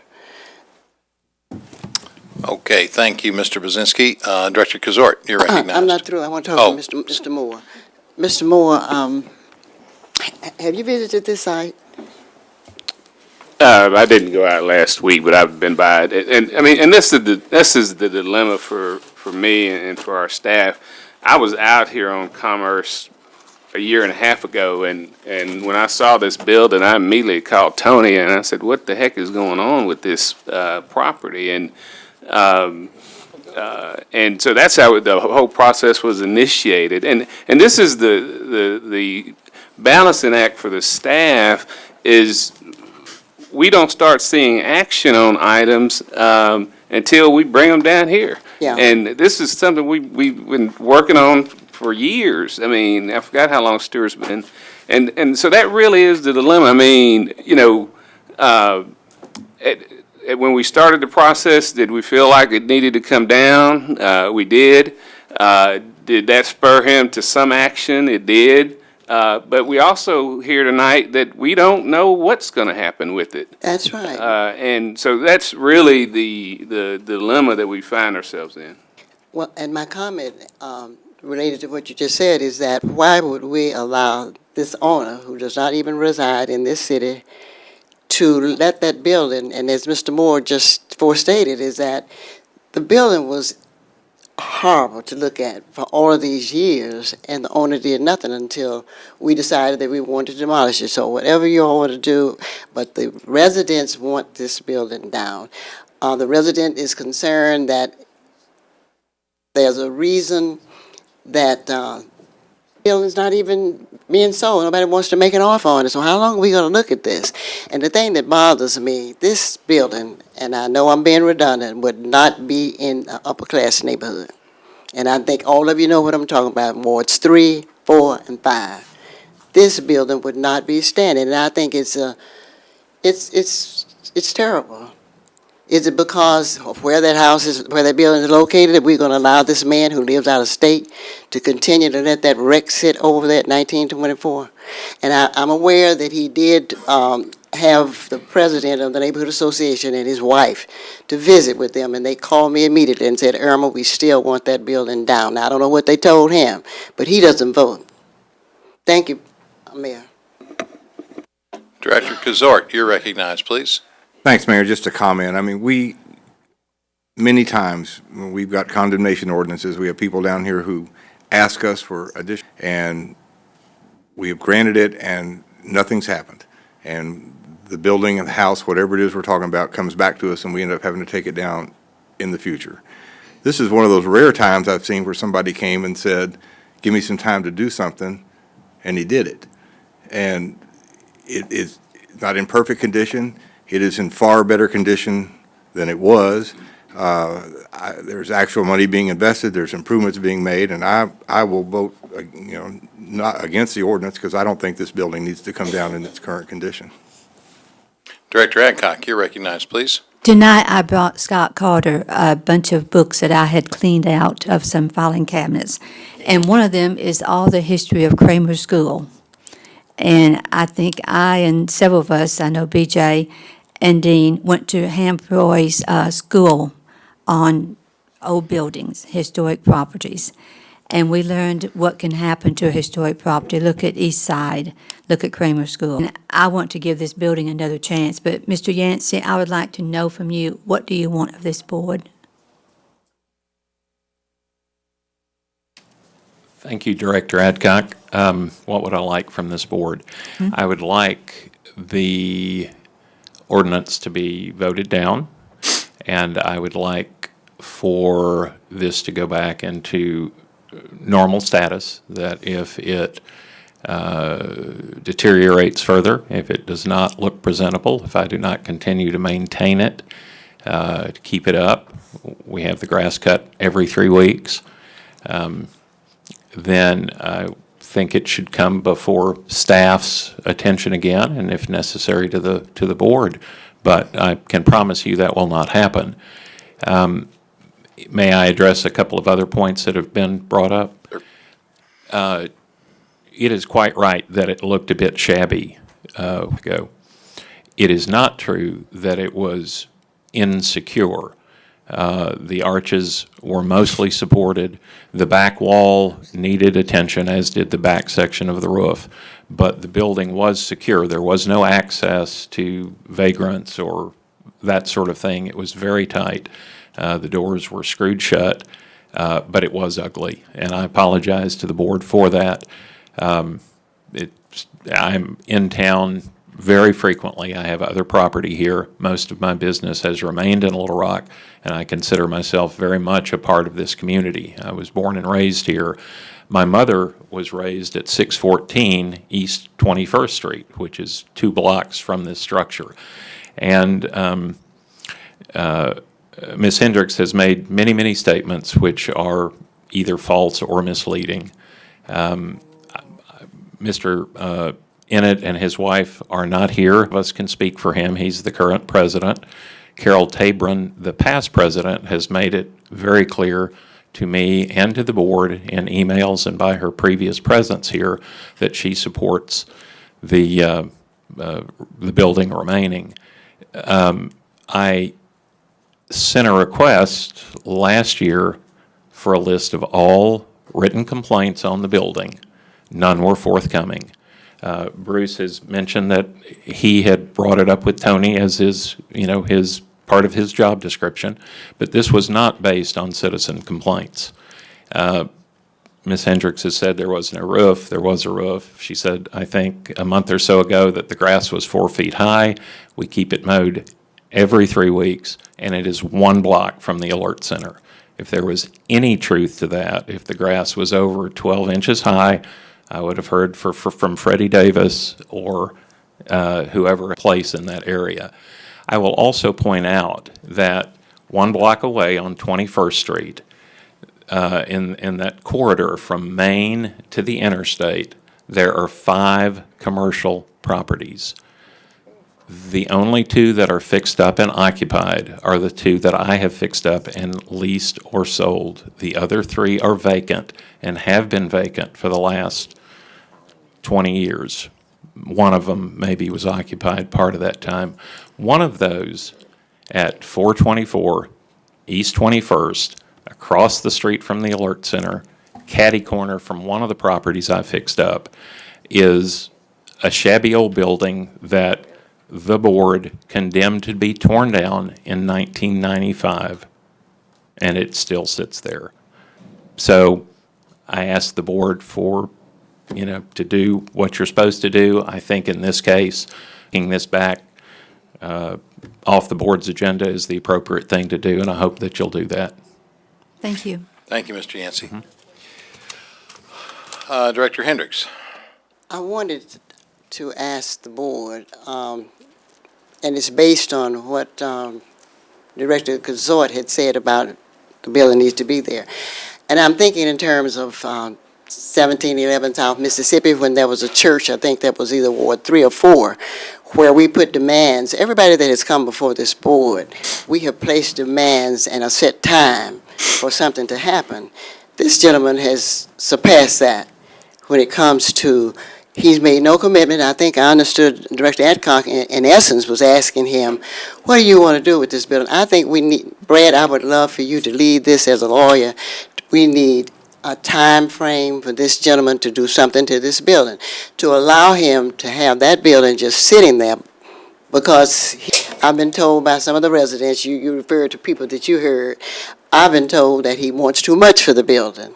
So we need to put some stipulations. Am I in order to do that? I would like. No, you may make a, I want to make. well, there's, the ordinance has been read, so, I think we need to vote up and down on the ordinance, and then if you want to make a motion of some sort or another after that, we can entertain that. Well, my motion is that we would demolish the building. Well, that's not, in proper order at this time. Okay. We have to, I mean, the ordinance is to condemn it so that it would be torn down. So a vote in favor of the ordinance would be Well, my vote is to in pass favor. the ordinance, and a vote no would be a vote against the ordinance. My vote is in favor of the ordinance. I think you made that clear to everyone. Director Kazort, did you want to respond?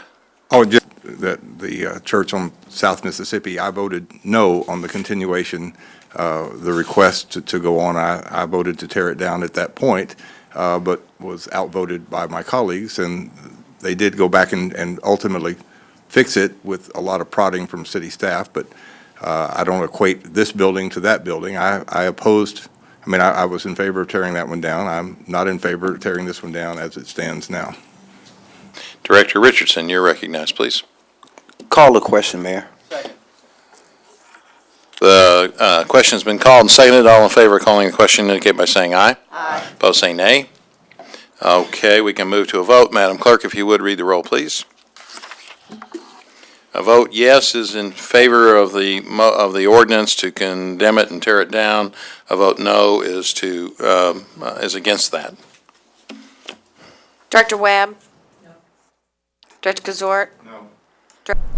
Director Wyrick? No. Director Campuris? No. Director Fortson? No. Director Adcock? No. Director Hendricks? Yes. Director Richardson? Yes. Vice Mayor Hines? No.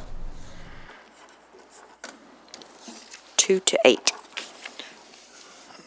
Is that 8-2? For the ordinance is defeated. Director Hendricks. Now, Mayor, would you give me instructions as to how I would? Did you vote for it? Yes.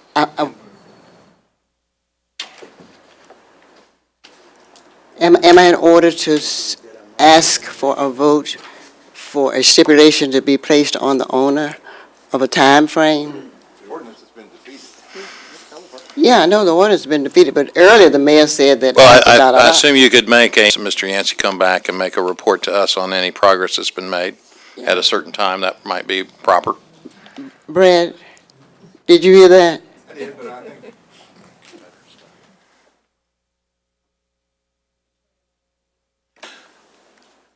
So am I?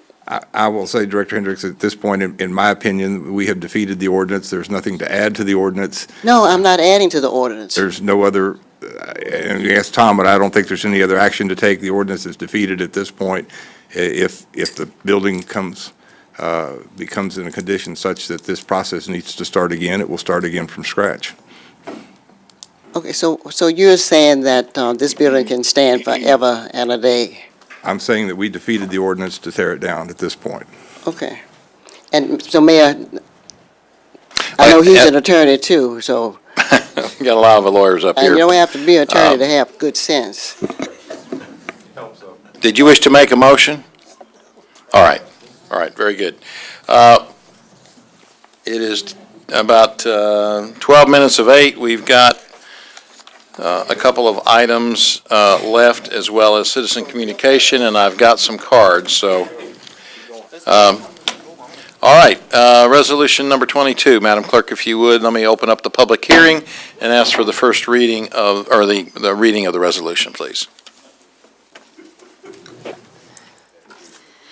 A resolution to approve appointment of a replacement commissioner to the Board of the Little Rock Multipurpose Improvement District Number 2007-304 Parkwood Neighborhood Association Project and for the purposes.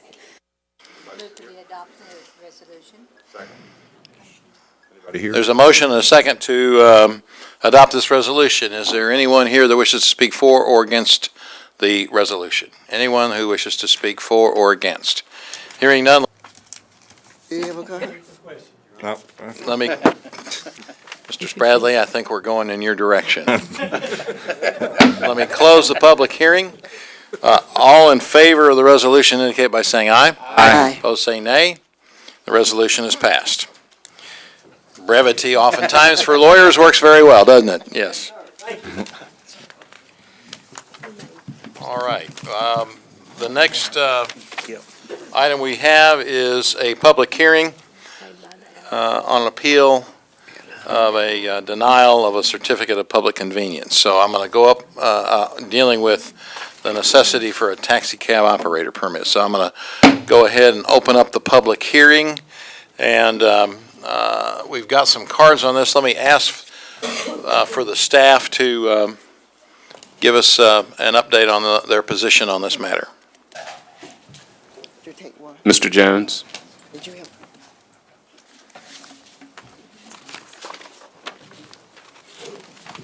Why have you just given us this stuff? Thank you.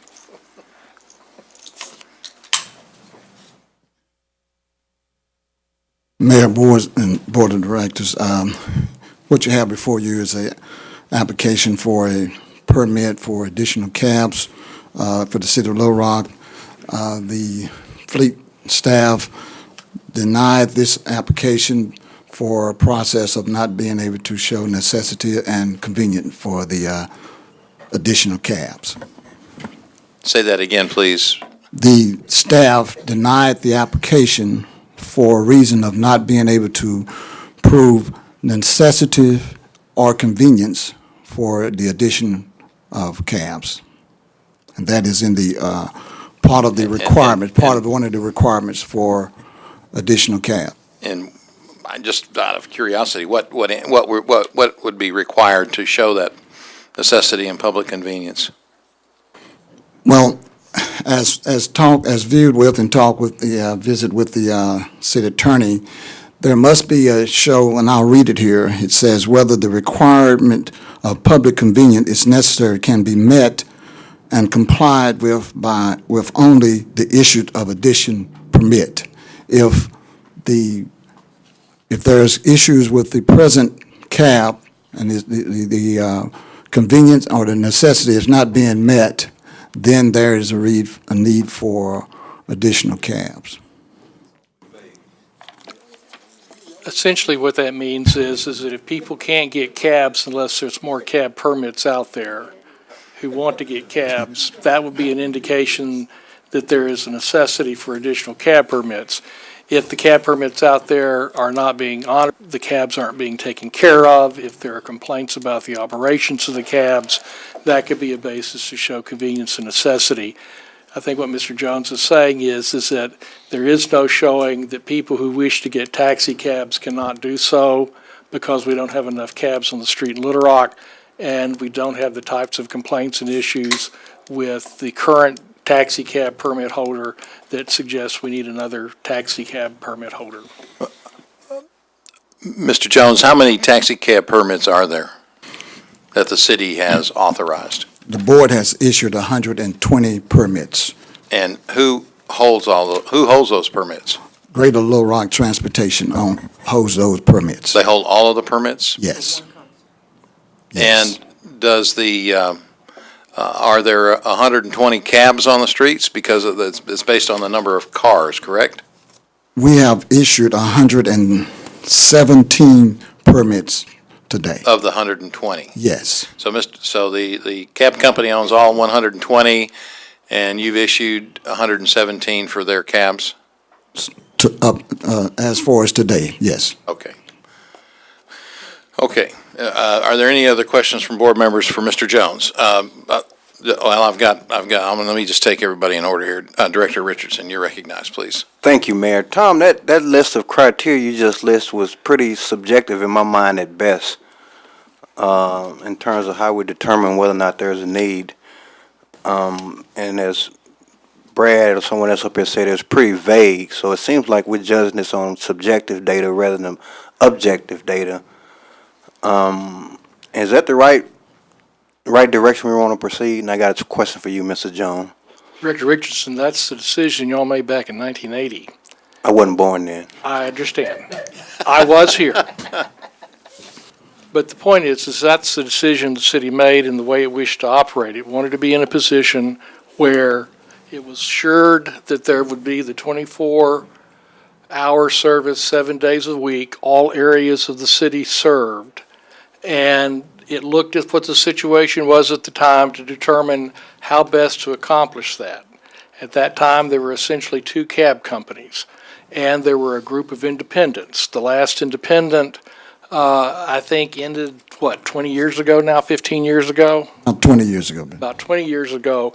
All the independent cab companies were allowed to remain, and then the cab operators, which at that time were Capital Cab and Yellow Cab, or Black and White, did that.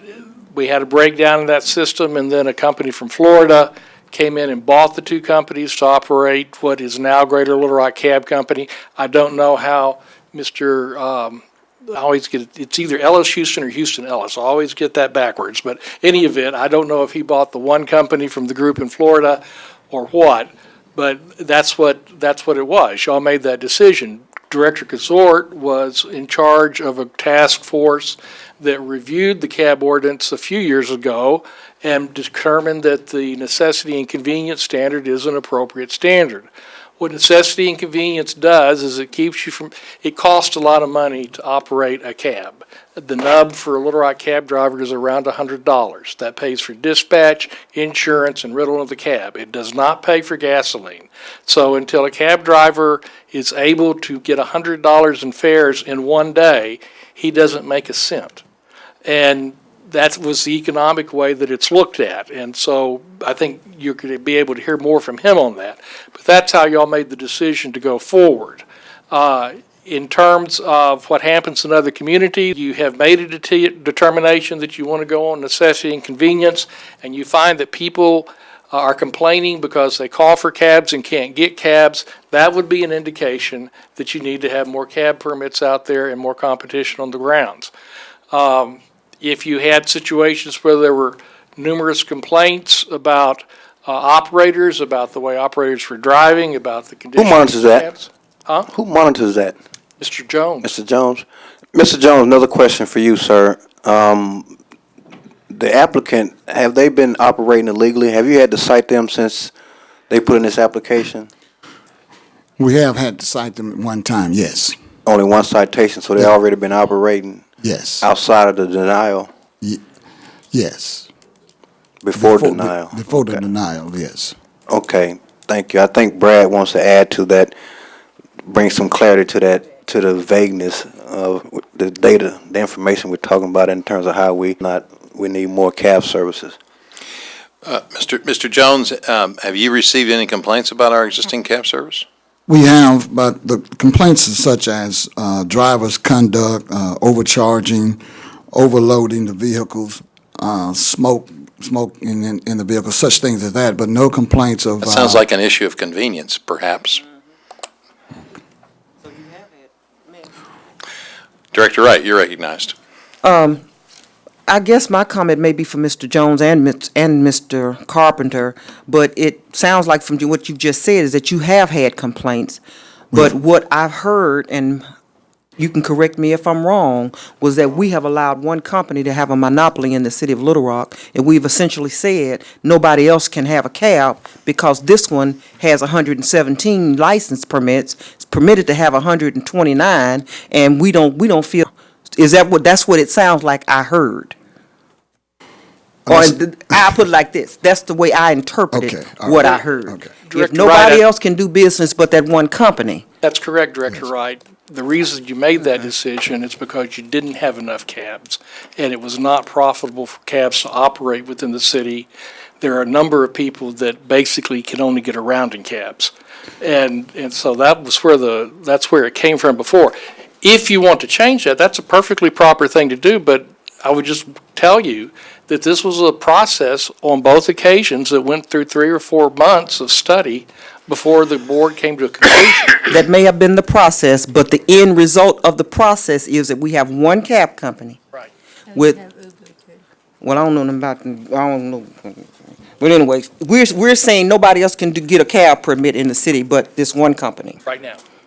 Ms. Carpenter, and you support that monopoly? I support it or not, that's I a mean, political legally, decision. legally, that's. Legally, it's upheld, legally, it's followed throughout the country. It's going to be very interesting to see what's going to happen to cab companies around the country because of the TNCs such as Uber and Lyft, which are now in. And whether we're going to be able to maintain that. Are we going to lose cab service directly? Because one thing you've got with the cab companies, you can regulate that they will be available 24/7 throughout the city. You can't regulate that with any of the companies like Uber. They can decide who they want to take, when they want to take them, whether they want to take them. I don't like monopolies. I understand that. Okay. Director Wright, may I give you the number of complaints? In 2014, we had 11 complaints, and so far in 2015, we've had 5. So that sounds like that convenience option there, that would open the door for us to say, under our current ordinance, there's a need for another cab company? It's not convenience or, it's convenient necessity. And Sounds that- like this was written, well, It's written basically after the Atlanta Code. That's where we got the one for the city of Little Rock back in the 80s. We took it from the city of Atlanta. I'm like Director Richardson, I wasn't born then. I unfortunately was, or I wouldn't be On this telling you all board, these I things. But that's where it was taken from. And you're right about one thing, Director Wright, and that is that this whole world of cab business is changing dramatically right now. Well, it sounds like to me it needs to change. Okay, all right. Director Kazart, you're recognized, please. Thanks, Mayor. Wendell, let me ask, the application right now for additional permits is from our current cab company or from a new cab company? From a new cab company. Okay. And so our current cab company has the request, they have permission for 127, 120, and the new cab company is requesting how many? 2. 2 cabs. Let me check, make sure, maybe 3, Director. Cabs. Yes. I will tell you that when we talked about and rewrote this ordinance talking about necessity and convenience, I don't think we were necessarily talking at that point about drivers, putting too many drivers out on the street with the inability to make their daily minimum in order to make any money. What we were talking more about at that time was competition, and that if you started putting, we had 10 companies with 50 cabs out there that some are going to give bad service, are going to go under. The concept of the necessity and convenience was to make sure that we had sufficient amount of cabs out there that would stay in business in order to be able to serve the public. I'm going to be honest with you, adding 3 cabs from another company, I don't see as a huge, big piece of competition to our current cab company, and I will commend them. I think if they've won this year, for that number of cabs, that's pretty good. But, if the concept of the necessity and convenience was to make sure that competition didn't drive everything out of business, 3, in my mind, versus 127 is not serious competition. Okay, Director Wyrick, you're recognized, please. Well, Brad has probably asked all the questions that I could possibly come up with. What would be the penalties to the city of Little Rock, the citizens, if we allowed them to get the 3 cabs? What would be the penalty? Yeah, what would be the penalties? I don't think there would be any penalties, Director. I think the question, Director Wyrick, when you have convenience and necessity as the basis, is first it's going to be, do you allow the next 3? Do you allow the next 3? That's one point. The second point is you've issued all the permits you said you were going to issue for the year 2015 last December. So you will address this issue again in December. And then the only other question is whether you'll still have a cab company. And I can't answer that one. Okay, that's all I have. Thank you. Director Fortson, you're recognized, please. Thank you, Mayor. Mr. Carpenter made reference to one of my concerns listening to this, and we're talking about measures of convenience, number of permits and everything else, but we're operating in a semi-vacuum because there are somewhere between one and an infinite number of vehicles on the street providing this kind of service right now, and they're being regulated by the state. And of course, I'm referring to the internet-based companies like Uber, who are not a cab, but a company that provides transportation for me, City Hall and back, whether it's a yellow cab vehicle or it's some lady driving her pickup truck to pick up extra money. It's still kind of transportation that involves convenience and service to our citizens. And I guess, other than that comment, Mr. Carpenter, how can we really measure convenience and necessity when we're really only looking at an unknown portion of the universe? There are a lot of other transportation offerings out there that, as I understand the law now, we can't control. Director Fortson, I think that's exactly the reason that city boards have taken time to look at this issue instead of making it an ad hoc basis. But I can't tell you how to do that. I mean, I've told you I don't know politics, I don't know money, and I don't know cabs. But you would need, I would think, at least to hear from some people that are in that industry to let you know what kind of impact it could or would have. And then the question for the board is, do you want to take the risk it's an adverse impact that will happen? Or do you not think that there is a risk and therefore we should open up further and let other people get it? I mean, that's the policy question for the board, is will we have sufficient cabs in the long run? Not will 3 more cabs make a difference. Now, please understand, this cab company is not totally forbidden from operating within Little Rock. It's located in North Little Rock. It can pick up people in North Little Rock and bring them to Little Rock. It can leave and then be called back and take them back to North Little Rock. Their citation was because they were told that, no, you can't just stay and sit, and they did that. They didn't get cited for it, but I was told this afternoon that they were sitting up on Kavanaugh and the city manager asked if he could have a ride, and they said yes. And that was like totally inappropriate because that would have been starting a ride in Little Rock. So those are the types of all issues you've got to look at.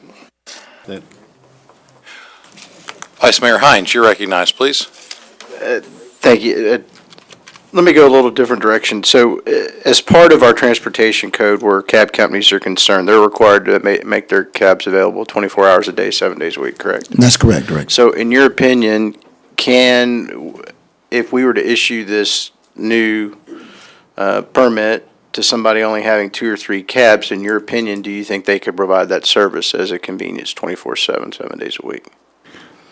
Well, I think they could, because of the fact what the equipment that they have, they passed all of the type of equipment, the radios, the meter, so the dispatch. So yes, I think they could provide the service for 24/7. All right. So we get back to convenience, and I would remind everybody that we were the first in the state to allow a transportation network company to come in here, and I think that more convenience and is competition for the current holder of that cab company. So I think we're dealing with a little bit of a slippery slope and prickly pear if we start granting extra permits. We've already let one competitor into the marketplace in the transportation network company, so. Which you supported. Which I supported, so, and I think it's been healthy for Yellow, but that's all the questions I have, thanks. Director Adcock, you're recognized, please. Mr. Jones, you said that you felt like that this gentleman could answer all the calls 24 hours a day, 7 days a week, with 3 cabs, and he's also covering North Little Rock. Well, Director, I don't know exactly how many calls he'd be getting, but I know he have this service and he's available with the equipment that he provided with us to be open 24/7. I have no idea as to how many calls he would be. Does he have a location in Little Rock? Yes, he does. Okay, where is that? His place of business is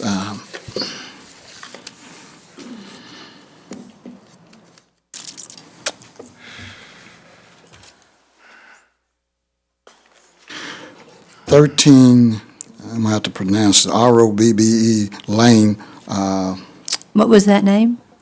Robbie, Robbie Lane, What zip code? that's Searcy, Arkansas. Mr. Address is 400 West Capitol, That's- Little Rock, Arkansas, 72201. It wasn't on his application because that was one of the things that he did not meet when he first came to us. Then he went and got an address that was here in Little Rock. Declined his application. Declined his application for two things. First, it did not have a local address, and then he went and got that here. Then the other was because of what I just stated is the requirement of not meeting the public convenience or necessity. Was it taken into consideration that he had been operating illegally in Little Rock? No, but I didn't take that in consideration because he had gotten fined for that. He got fined for operating illegal in the city of Little Rock. Okay. Mayor, I'd like to hear from Mr. Houston Ellis, please. I don't have a card from Mr. Houston. Question for the applicant. Yeah, Director Kazort. I have a question for the applicant, if he wouldn't mind coming forward. Director Fortson, did you want to have a comment first before we hear from the applicant? Same question, Director Kazort. All right.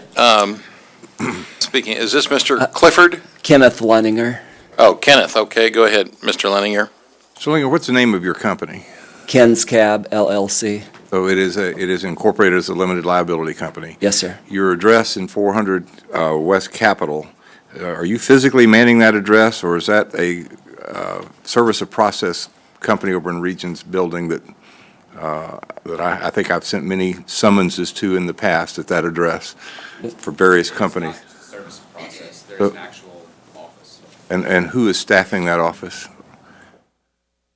You have people staffing that office? If I could answer that. Sure. Come forward, please.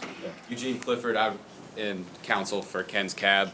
At this time, Come up to the microphone. yes, no problem. At this time, we are not manning someone in Little Rock due to the fact that we don't have permits to operate in Little Rock.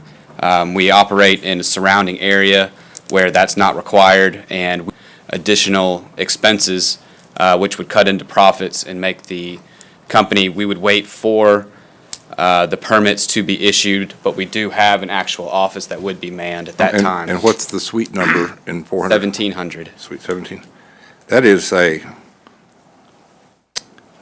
where your office is? It is. I could say that is a floor of attorneys. Yes. On the 17th floor there. I'm also there.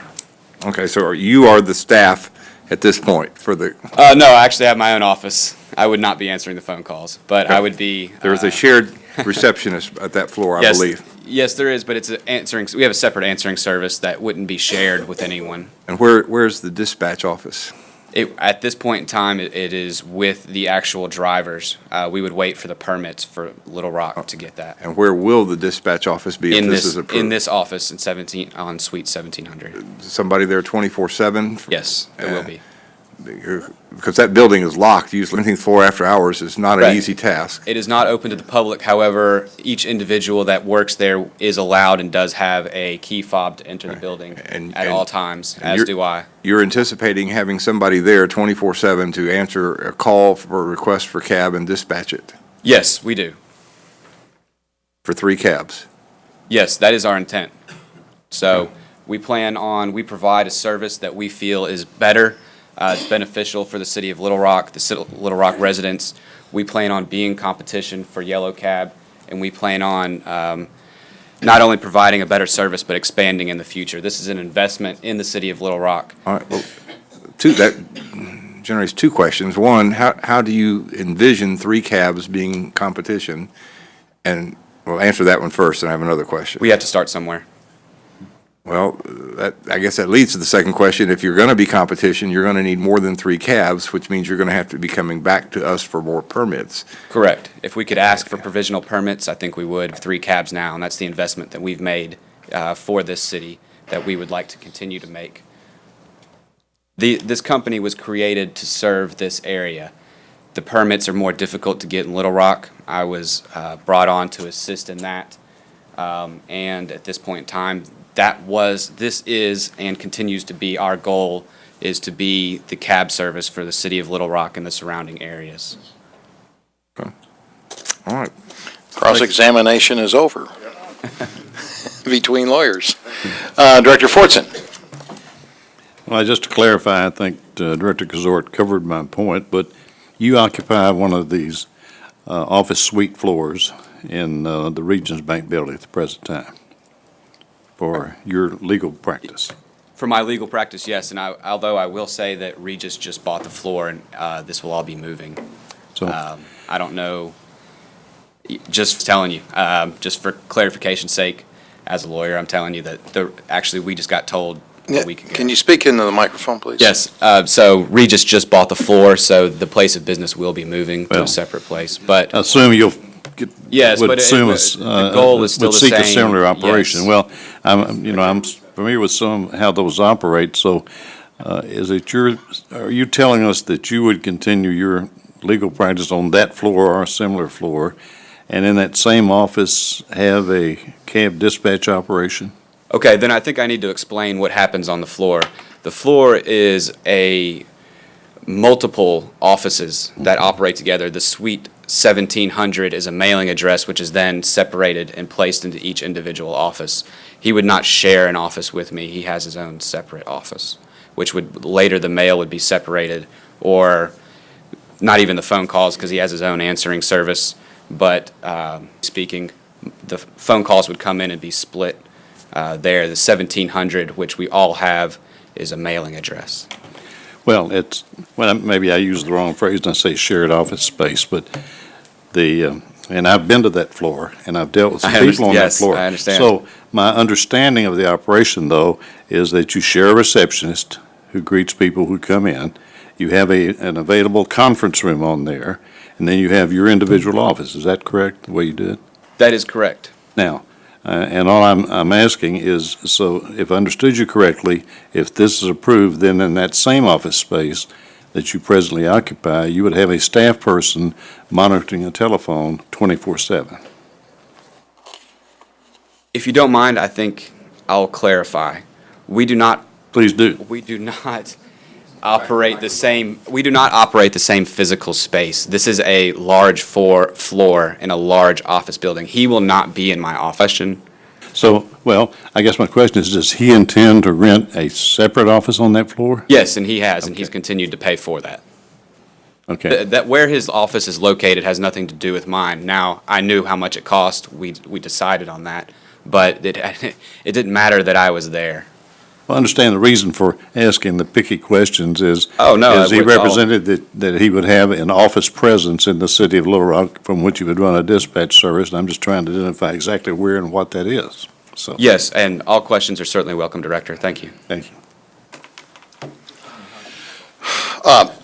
Mr. Leninger, you were asked questions. Do you wish to make any kind of I've got a card, you wish to speak in favor of the granting of yeah. these three permits? Is there anything you wish to Yeah, I was state to us? Yeah, I had some things I was going to say. Yeah, I was a yellow cab driver for 8.5 years, and in March of this year, I left Yellow Cab and started Ken's Cab, the company that's now known as Ken's Cab LLC. And my intention all along was to get a permit to operate in Little Rock. That's where I had been working for the last 8.5 years as a yellow cab driver, and it only made sense that I would want to continue to operate. I never dreamed that it would take this long because I put in my application in April, so I thought, well, a couple or 3 months and we'll have it going. But it is what it is. But at any rate, I feel like my company will give the general public another viable option for a taxi cab service. And our goal is to provide friendly, polite service, reliable service in clean, comfortable, late model cars that will add to both to its own citizens and the thousands of visitors that are coming yearly to Arkansas, whether it be at the airport or wherever they may arrive, and this will be, the first impression that they get as they arrive. And our hybrid cars are quickly becoming the choice for taxicab services in the larger cities across the nation. Necessarily so because they require less maintenance, use less fuel, their low emissions aid those cities striving to meet standards for clean air. These cars and our drivers aid in setting the image of Arkansas as a state moving into the 21st century with sophistication and still maintaining a spirit of hospitality along with progress. So we plan to maintain this standard of cars in our company as we in the city of Little Rock grow. Ken's Cab, all necessity and convenience of offering rates to the public that are lower than the other taxi company, referred to as OTC, in the forthcoming discourse. Ken's Cab's flat rate minimum charges for surrounding towns are lower. For example, our flat rate minimum for Maumelle is $25 as opposed to $35 for the OTC. And our flat rate minimum charges for other towns surrounding Little Rock are also lower across the board. In addition to the points already made, I submit that Ken's Cab offers a more personal service than the OTC. Normally, when somebody calls for a taxi, they are transferred to the driver, who is then able to give them an accurate ETA, as well as make sure that he knows where exactly. As opposed to the OTC talking to a call taker. He doesn't know when the taxi's going to arrive at all. It could be 2 minutes or it could be 2 hours, or not at all.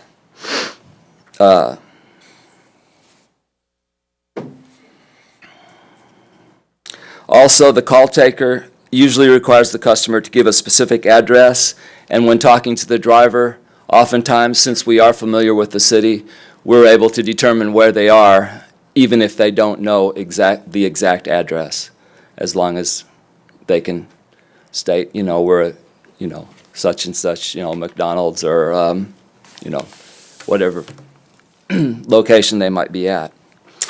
A quick illustration of the convenience and necessity. To illustrate, a gentleman from Pakistan called me on a Sunday morning asking for a price estimate to take him to Rosebud, Arkansas. He had a foreign accent, but I was able to communicate with him, and we agreed on a fare and a pickup time. He was accompanied by his flight trainer from Belgium. They were in Arkansas to buy an airplane, which they planned to fly to Belgium. The Pakistani gentleman had called the OTC. The call taker was unable to understand him and shortly hung up. The man was very pleased and appreciative that I was willing to make the effort to understand him and speak to him without such a xenophobic attitude. Obviously, we need to provide a good service to visitors to our city, no matter what their origin or language. I've been happily rewarded for this kind of service more than once. And I've been told numerous times by customers that they had been hung up on or that the OTC simply did not answer. We're a small service with only 3 drivers. Customers who call us regularly get to know all the drivers, and a feeling of trust and friendliness can be built up on. Because of the large number of drivers for the OTC, this would be impossible for the customer. As far as providing 24-hour service, even though I only have 3 cars and 3 drivers, we have been able to fulfill that. And it's been a bit of a strain at times, but we have been able to operate on a 24/7 basis. In conclusion, the service offered by Ken's Cab is a necessity and convenience to the general public because we have modern, clean, comfortable cars with low emissions. Our service is cheaper than the OTC. We provide more personal, caring service to all our customers. Thank you, Mr. Leninger. All right, we have some other cards. Okay, I'm sorry, there's a question. First of all, Director Kazort, do you have any questions for Mr. Leninger? I do, just a couple. I'll try to make this brief. Mr. Leninger, you talked about making flat rates. yet I believe our ordinance requires, and we were told you have meters in your car. Yes, sir. But that you understand you have to use meters. We're not negotiating rates. Yes, sir.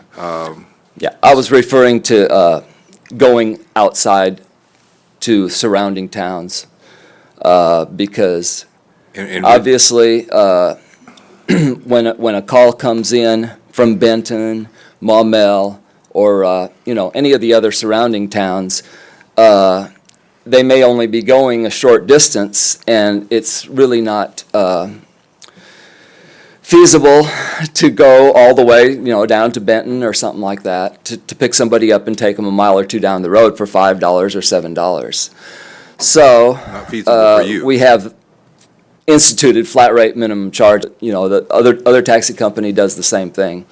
You have a certain flat rate minimum to go to Benton, to go to Maumelle, Bryant, It's outside the city, is what you're Cabot, saying? any of these other towns outside the city, yes.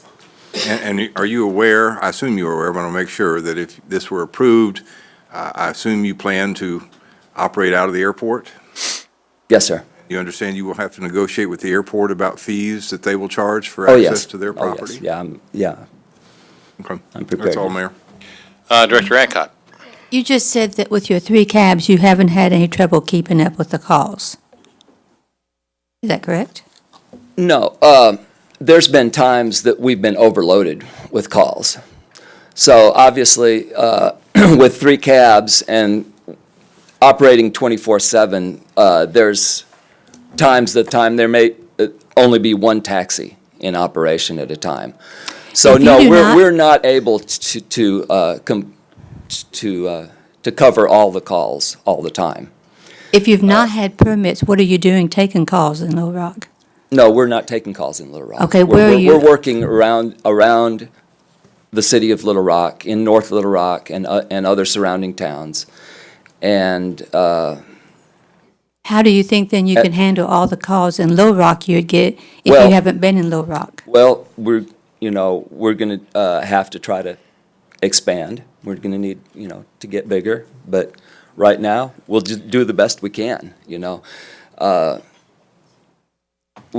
You tell somebody, we're getting slammed, we'll be there, it looks like we can be there in an hour and 20 minutes, and then they tell you whether they want to wait that long or not. They may call back, so. Your drivers select which cars they take? No, we take the first call that comes in and go get it. And when another call comes in, we give them an estimate of how long it'll be before we can get there and go from there. Do you have customers that after you tell them it's going to be an hour and a half before you get there that decides to call other companies? Oh, yeah. Oh, yeah. Most people don't want to wait that long, and that's understandable. Some of our good customers are willing to wait for us. Mm-hmm. Maybe not an hour and a half, but they're willing to wait, an extended period of time. When you had that citation in Little Rock, did you discontinue then any service in Little Rock? Yes. Okay, thank you. Yes. Director Richardson?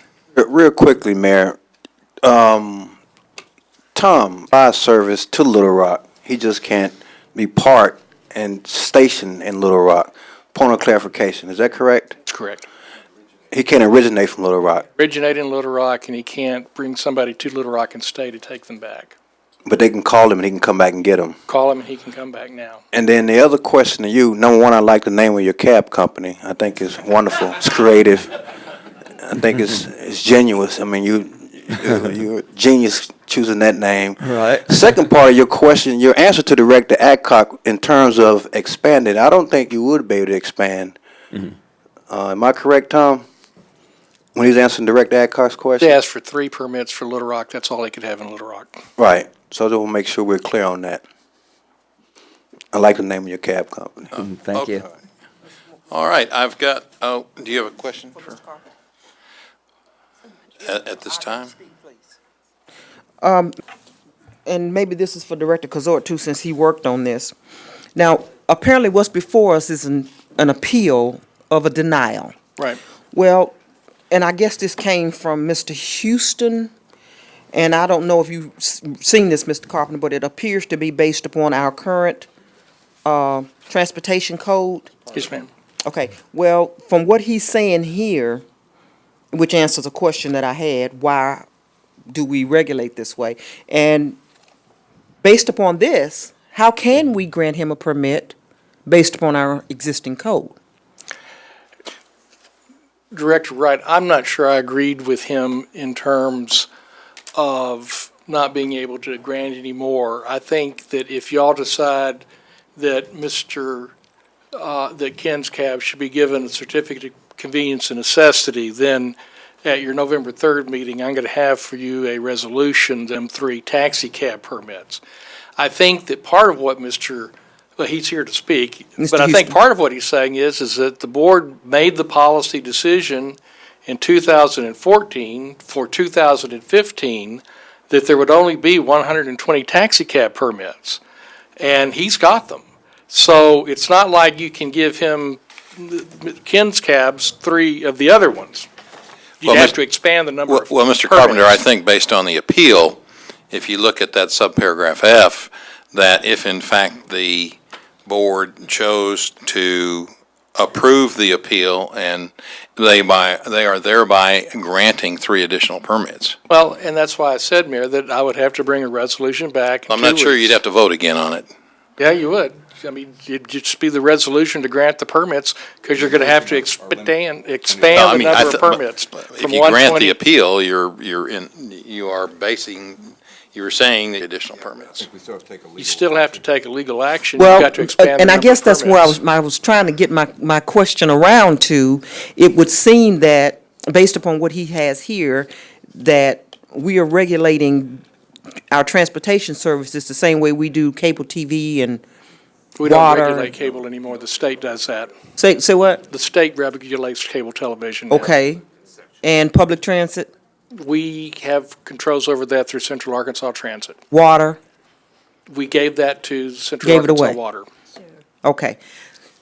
I guess I was just concerned, but I understand now, after I read this, what's going on, but you're saying that based upon our vote here tonight, we can change this or amend it or, If the board votes tonight that he should be granted a certificate of convenience and necessity, if that's y'all's vote, you grant his appeal, then 2 weeks from now, y'all will have a resolution, expand the maximum number of taxi permits for Little Rock for 2015, and will grant this gentleman 3 additional permits.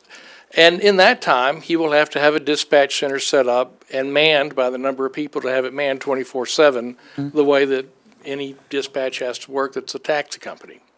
but, So that's 3 so additional what's to stop employees. me from opening the Doris Wright Cab Company?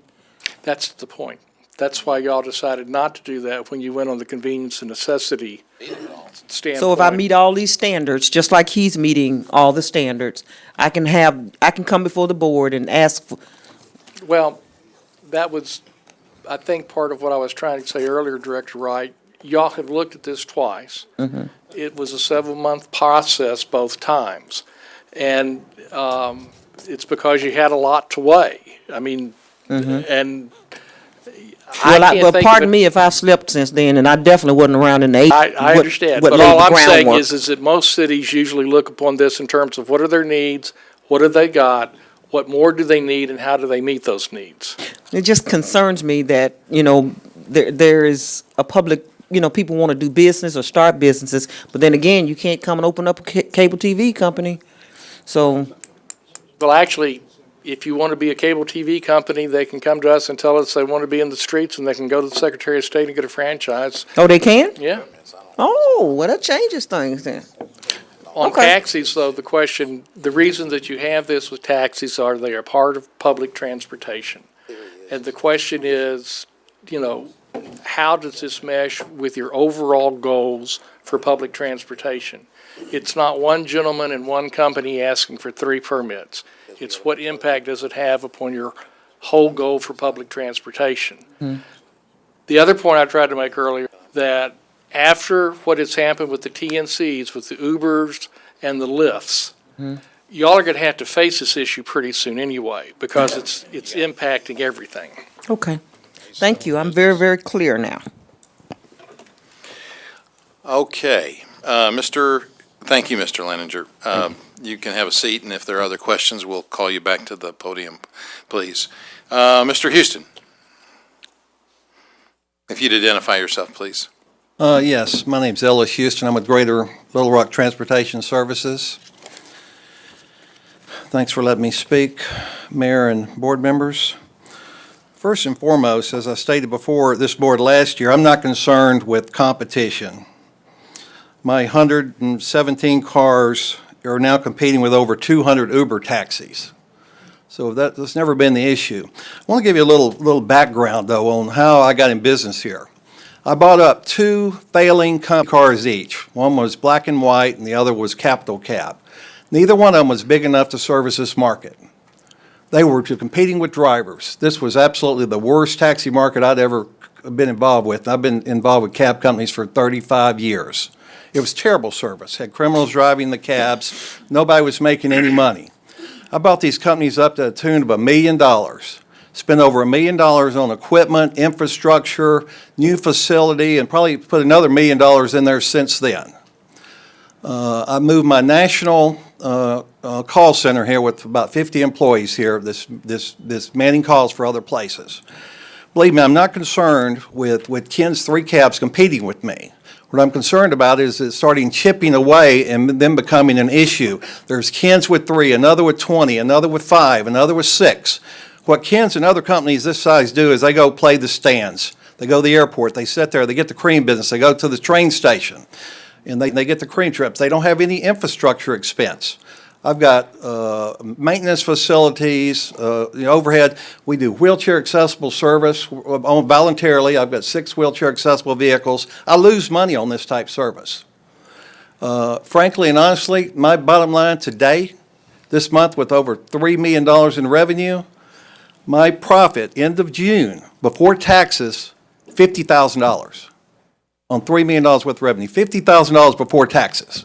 So I'm not making any money here right now, but that's okay. I've done well over the years. The issue we have with Ken's is not even about the competition, it's about the fact that Ken's has been flagrantly violating Little Rock's transportation code since last April. One of our drivers filmed one of Ken's taxis picking up a fare from the Little Rock train station early this morning. And this has been going on for months and months, since April. We've got a whole file folder full of Ken's picking up trips. He's saying he's not picking up Little Rock. Well, he is. He's operating. What do you think he's going to do when he starts? You think he can afford a floor at Regions Bank to man a 24-hour dispatch? Come on. Nobody believes that. What he's going to do, he's going to answer his cell phone. This is Ken's Taxi. That's going to be his office. It's going to be Ken's Taxi. And then he's going to call one of his other buddies, or he's going to call a yellow cab to come get his trip. He said, we can't get him picked up. I pulled my app up just a second ago. I've got one cab 2 minutes away. I've got one cab 4 minutes away. I actually had one here a minute ago that was right outside the door of the app. You can see where the cab is. See what he is. We invested in this technology. I guess I'm not going to belabor this because, again, you guys can do what you think you need to do in this regard. I can say this. It looks great on the surface. This is America. Who are we to decide who succeeds or failed? It should be market forces that decides who succeeds or failed. Ladies and gentlemen, that's not the way taxi companies operate. It's not like you're picking up, open the yellow page, you're calling a plumbers. When you come out of that airport, you're getting in the first cab. You come out of the Greyhound, you're getting in the first cab. And you don't know who you're going to get in that cab. All I can say is we do a damn good job here serving the residents and visitors of Little Rock. When you heard him say 5 complaints, that's almost unbelievable to me. Now, we get a few more in our office than that. We're moving 70,000 people a month, 800,000 people a year here, and to get 6 or 7 complaints, I'll put that up against anybody's service record in the country, whether it be a restaurant, hotel, whatever it may be. I'll put our record up against that. We operate a damn fine company here in Little Rock. We're proud to be here. And again, I'm just here to go on the record. It's not about Kim's, but if he's already operating illegally, why are you going to legitimize illegal activity for this board? Thank you. Thank you, Mr. Houston. Mr. Clifford, you filled out a card. You may be seated. You filled out a card. Do you wish to make any statements? I know you answered questions for. I hope you're not too tired of hearing from me, but a few more statements. Now, Mr. Houston was very adamant, and I appreciate that. I certainly have my own business. I'm adamant about it as well. But that doesn't mean I should be the only game in town. That doesn't mean that I should get every client in Little Rock. I'm going to start off with a complaint that I received while working from Ken's Cab in a letter that was given to him. I'm going to paraphrase this. She's got a whole page. Her name's Tristan Johnson. The last experience that I had with Yellow Cab Company was very frightening and just an overall horrible experience. I requested a cab after my shift, which ended at 2 a.m. When the cab arrived, the driver had a very unpleasant attitude and asked immediately if I was paying cash or credit. She gets in the cab. I rolled the back window down, rolled the window back up, and stated that it's not hot. I indicated that I was hot and uncomfortable by rolling the window back down. The driver then threatened to put me out of the cab at 2 in the morning in the middle of the street. He pulled the cab over and refused to proceed to my home, so I got out of the cab on a dark road alone at 2 in the morning. As a young woman, this was very unacceptable and very dangerous to me. Now, what's wrong with this? Is it wrong that this particular driver did this? I think most of us would agree. What's really wrong, she couldn't call anybody else. There is no other taxi company in Little Rock.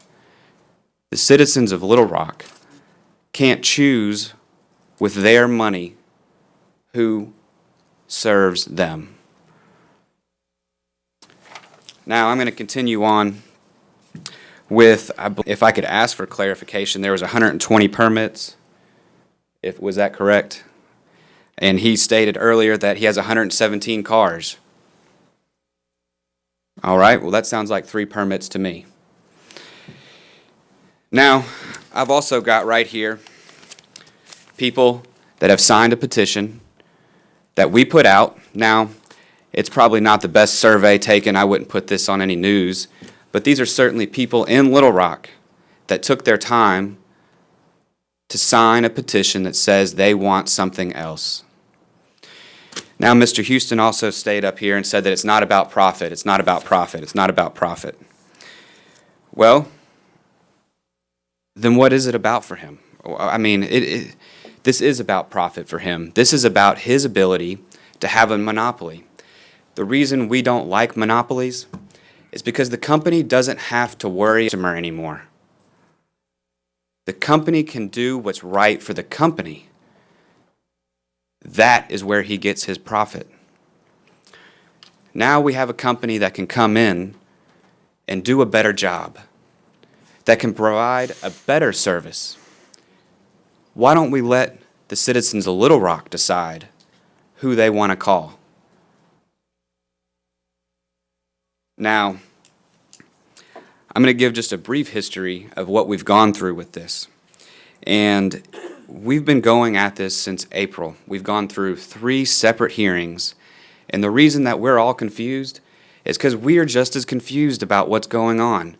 This isn't Mr. Jones's fault. He didn't know what public convenience and necessity meant. We can't comply with that. But here we are. I've got petitions signed by citizens of Little Rock. I've got complaints. Mr. Houston even stated that he gets complaints that were issued. Now, as Ken, I don't want to repeat much, but this is, we've come up, and it seems, about expansion and things like that. I'm going to make 2 points about expansion. One, no, this isn't $1 million operation coming in. This is an Arkansan with a good idea, brought in good service, and he wants to make a living doing what he does for the past 10 years. Also with expansion, just because he has 3 cars that can operate in Little Rock, he can now get cars that can operate outside of Little Rock that he's doing now. He can still expand. This is room to expand. Now only these 3 permits can do what we're asking to do, and that's to pick up in Little Rock. All right? Like he stated before, and I'm going to give a little anecdotal reason for that, is the low emissions vehicle. He went into it more. I'm not going to go into it again, but I will state, when I went to Fleet Services for these multiple hearings that we had, you know what they had out there? A natural gas car. This city is moving towards low emissions. I don't know if you've seen a yellow cab recently, but I think they could be hardly considered low emission. Now, back to necessity. And I've continued, and I continue, and I will belabor the point. Competition only better serves the citizens of Little Rock. A monopoly serves itself. Competition serves the people. We're here today to ask for 3 permits. We are one business asking for 3 permits. I can't go into your theories about what these future companies may or may not do, but we are one company asking for 3 permits. And we hope that you grant those 3 permits today. I don't have anything further, but obviously open for questions. Thank you, Mr. Clifford. Director Campuris, you're recognized. Tom and Bruce, I've got 2 questions. Bruce, what's your feeling on this? And then Tom, what's the procedure in December for how we select how many cars we put out?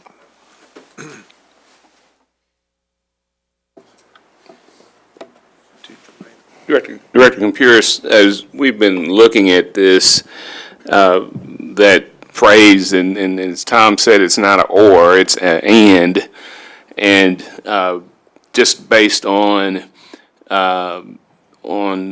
the request for additional service that we haven't received, then I felt because of the way the language reads, staff didn't have any option but to deny at the staff level, which would then be appealed to the board.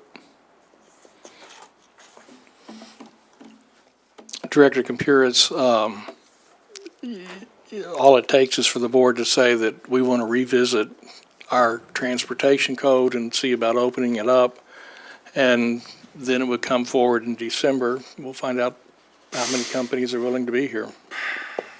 Okay. I mean, dispatch is not cell phones, though. Dispatch is a place. I know. With people there. I appreciate your argument, and I think competition generally is good. But we talk about something, but it'd be November before we could do something. And I'm not 100% sure you can fulfill what convenience and necessary requirements are for right now. My advice to you would be to beef up and come in December when we look at this issue in a totality rather than in a vacuum that you're looking for 3 permits for 2 months, to try to show us that you do have a dispatcher, you do have an address, you do have some place that you can work. I find I would have a hard time voting tonight in favor of what you want as much as I like competition based on what you've said tonight, because I don't think you have an infrastructure. I think it is difficult for you to set up what you need in the time period, and we are very soon going to be looking at this issue in total. And I would urge you, if you really believe in this company and what happens, to come back at that point in time, because I'm not going to be able to overturn, or I will not be voting to overturn what Wendell's done. I apologize that I didn't convince you, but I appreciate your comments. Did I understand, Mr. Jones, that you said you believed he could comply with the necessity and convenience issue? Or he had he could provide 24/7 service?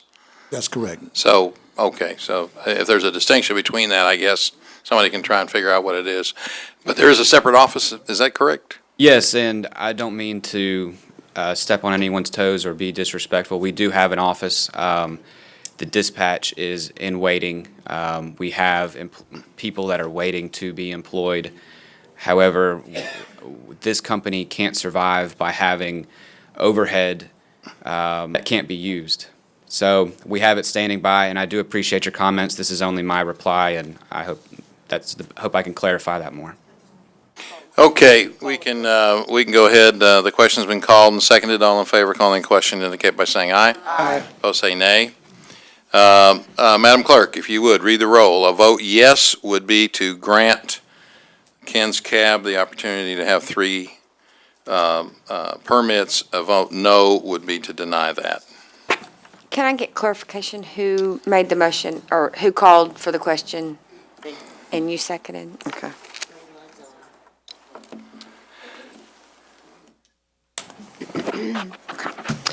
Director Webb? No. Director Kazort? No. Director Wright? No. Director Wyrick? No.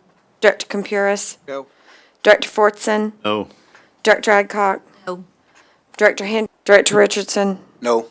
Vice Mayor Hines? No. The appeal failed, so I guess we will revisit the amount of permits. If I understand correctly, Mr. Moore, Mr. Carpenter, we're going to review the number of permits we think are adequate for the city in December, is that right? Yes. It will be the number that we would then issue for the year 2016. Right. So, Mr. Leninger, I guess if you continue to make efforts to try and meet whatever these requirements are, then the board will entertain, and certainly you can find out from our clerk when we're going to be looking at how many permits we issue for 2016. Just as a matter of clarification, Mr. Clifford, if I understand correctly, Mr. Houston bought all the permits the city has authorized. So while he is using 117 of them, there are 3 that he holds that are not currently issued to a particular cab. Yes, that he's not. That's right. Okay. All right, that concludes that issue. Thank you very much. I want to turn all your lights out. Well, this has We have citizen communication. changed my vote on 20. Pardon? Ordinance 20, changing my vote to present. Because when the gentleman made a comment about some board members within that neighborhood, then I'm changing my vote from nay to present. On which item? 20? 1924. 1924 Commerce? I You need wish to to yeah. register your vote as present? Yes, All I right. need to talk to this president again. Because they could be stabbing me in my back. 7 cars for communication, citizen communication, 3 minutes apiece. It's about a half an hour. Would you like, I'll entertain a motion for a recess if you wish. 10-minute recess. All in favor indicate by saying aye. Aye. Opposed, say nay. Hey! The nays have it. Oh, he said the nays have it. The nays. So we still have a quorum. Yeah. So we can continue.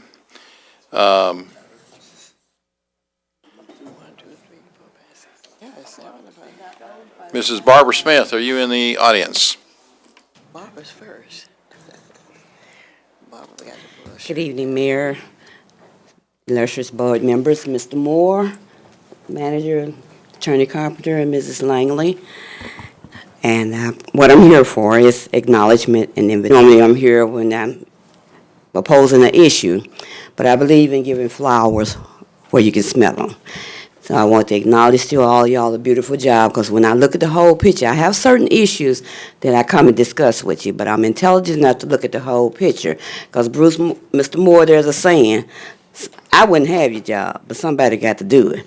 So I salute you, all of you, because you're making decisions for the whole. But I'm just here to do, if an issue comes up that I disagree with, to voice my opinion. But as I stated, when I look at the whole picture, I want to commend you all for the beautiful job that you do. Okay? Now my invitation. Mayor, if I may please send these up here. Certainly, go right ahead.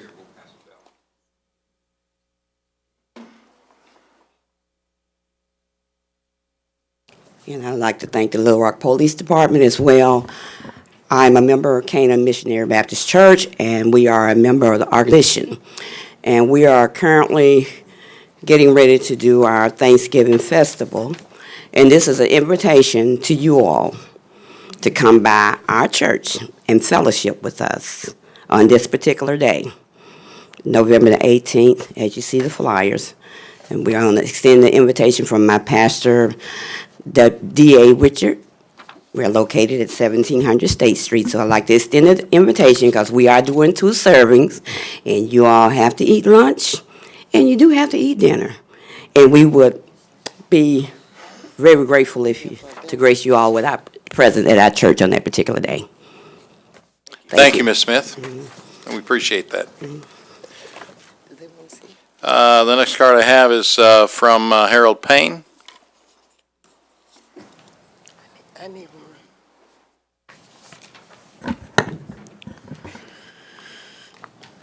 Stodola and Board of Directors. My name is Harold Payne, and I live in the Capitol View area of this city of Little Rock. I am speaking for the Coalition of Little Rock Neighborhoods in regard to code inspections of rental properties in our city. When property is bought, sold, or rented in our city, our community has expectations for that property. We expect, for example, that it will be kept up, habitable, as we say. We expect the property will be used for the purpose intended, and that periodic inspections are the way we know that. This responsibility devolves on our Code Enforcement Office. Article 9, Section 8576 in the code, that all rental property shall be inspected every 2 years. This has not been achieved, anywhere near being achieved. Our coalition committee has met with our code leadership, and they are aware of our concern. We shall insist that code enforcement of rental properties be accelerated. To that end, we recommend to you, Mayor Stodola, and to our Board of Directors the following. 1, that all vacant code positions be filled. 2nd, that some code officers be assigned to do rental property inspections exclusively. 3rd, that our code officers receive a pay raise in the new budget. The entry-level salary is about the same as a fast food worker. We feel that this present salary is inadequate for those persons. 4th, we recommend that careful attention be given to reduce the attrition and turnover rate in this department. And finally, we believe that this matter is most urgent. At present, some 44% of our citizens live in rental properties. That number increases every year. Code enforcement is essential to our having habitable dwellings, and we request your deliberate attention to it. I thank you. Do you have a question for Mr. Payne? Mr. Director Moore. Wright, you're recognized, please. Come back and read, and I did hear some of what he was saying, and I have scanned through what Mr. Payne was concerned about, and as you know, over the years, this has been a main concern of myself. And my question for you is, you may need to consult with your staff, but what would it take to change our current system from one that's strictly complaint-oriented to back where we are inspecting these rental units? Because you know, I have a lot of single-family rental structures that I personally know are substandard, and they have never been inspected. And it's very difficult to get them inspected. I know we have a lot of turnover in that department. I know salaries are an issue, but this is a real problem. And I don't know if that's a correct figure or not. I just know I have a lot of single-family rental properties. And I'm not talking about apartment complexes.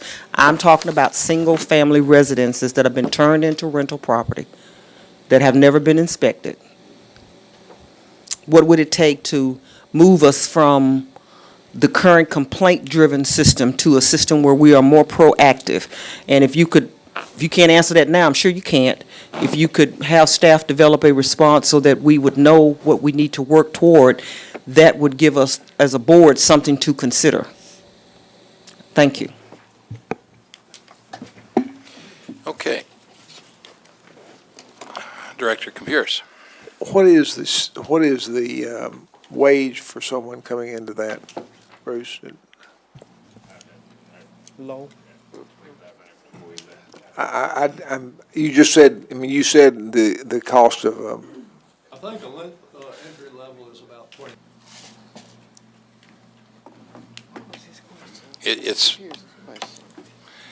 I know that there's been lots of discussion about this, at least internally, I believe, and I've heard from many citizens about this. The salary is relatively low in comparison with the job that they have to do, and it's a pretty rough job too, because they get abused extensively by individuals. I know our police department can confirm that. Sometimes they get called by the code officers to assist in terms of the issuance of so that's something that we probably need to look at as we look at the budget. And Mr. Moore, maybe you can if you would, please give us an update on the salaries, what the range is, and where the bulk of the people are, and what the current number of vacancies are versus the authorized number. But how do we move from there? Well, I mean, they're asking for mention of that whole program, and I know we have vacancies, and part of that has to do with the low salaries, I think. So, I think the most appropriate way is to look at it during the budget. Director Richardson, yes, you're recognized. Yeah, Mayor, I think we talked about this when we had our budget workshops, when we were over at MacArthur Park, and I think one of the biggest concerns was the high turnover rate, and why we have so many unfulfilled positions in codes. And I think we looked at the job responsibilities, job duties, and the entry-level pay, and just the pay overall, because we had folks in code enforcement who found other opportunities at the city hall, not just outside the city, moving code enforcement to other departments within the city. So I think we talked about that, we looked at that, and we identified it as a major issue for us to address in the upcoming years or so. So, I mean, we've had some conversation on this. I want to remind us of that, and we had extensive conversation on that. Director Hendricks, you're recognized. Thank you. I would like to add to a conversation that I've had ever since I've been. Landlords have a responsibility to do some inspections also. I don't see how the city's going to do it. I mean, we talk about the revenue coming in on the taxes. It may be up now, but I know at one time Mr. Moore was having concerns that the tax increase was not coming up. But again, we need to take a look at these landlords. We have landlords galore that need to do better on inspecting these properties. And as far as rental properties, that's going to be with us as long as we got poor people. Okay, thank you. Neil Seeley, you're recognized, please. I think on the same issue. Yes, and I'm going to be probably 30 seconds. I'm coming to deliver you a letter in support of what Mr. Payne and the Coalition of Little Rock Neighborhoods is calling for. I might also add, as you know, our state of Arkansas implied warranty of habitability for rental property, and that would certainly ease a lot of problems with rental inspection, and we encourage you to put that in your legislative packet. Thank you. Thank you, Neil. Dan Sheeman, Friends of Fish Creek.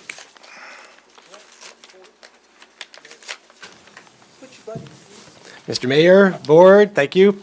I'm Dr. Dan, the Birdman Shyman. I'm the Bird Conservation Director with Audubon, Arkansas, and one of the founding members of the Friends of Fish Creek. And the Friends of Fush Creek are working through partnerships to restore and revitalize Fush Creek here in Little Rock and create a Fush Creek Park and Water Trail for the benefit of all residents.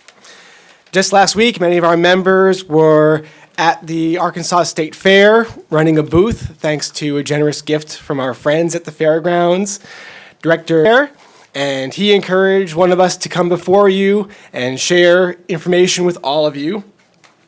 And that is that this coming Saturday, October 24th, is going to be our 6th public cleanup.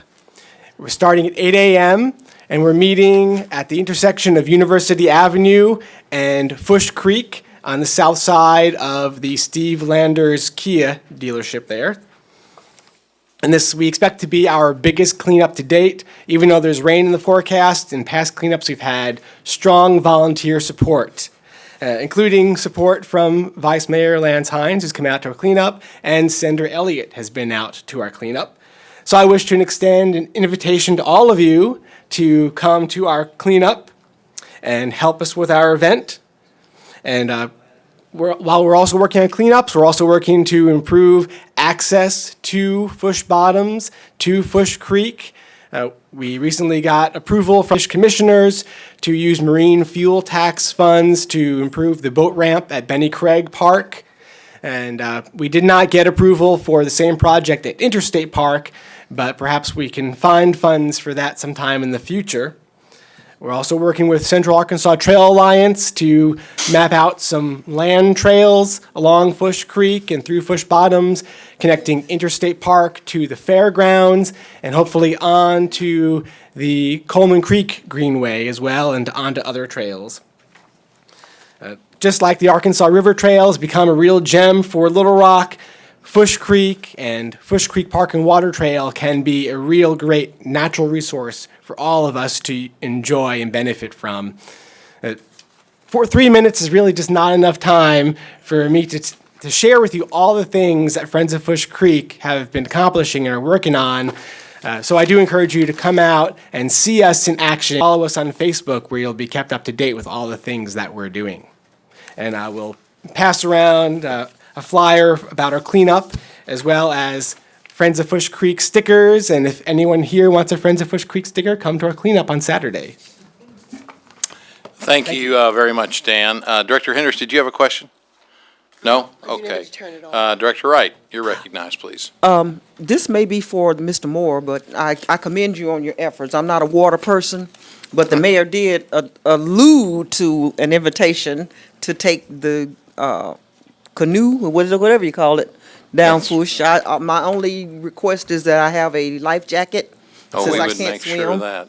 Required, yes. I can't swim, so, but my question for you, Mr. Moore, is this being marketed by the Little Rock Convention and Visitors Bureau as an opportunity for tourists to this particular trip? And if not, can it be?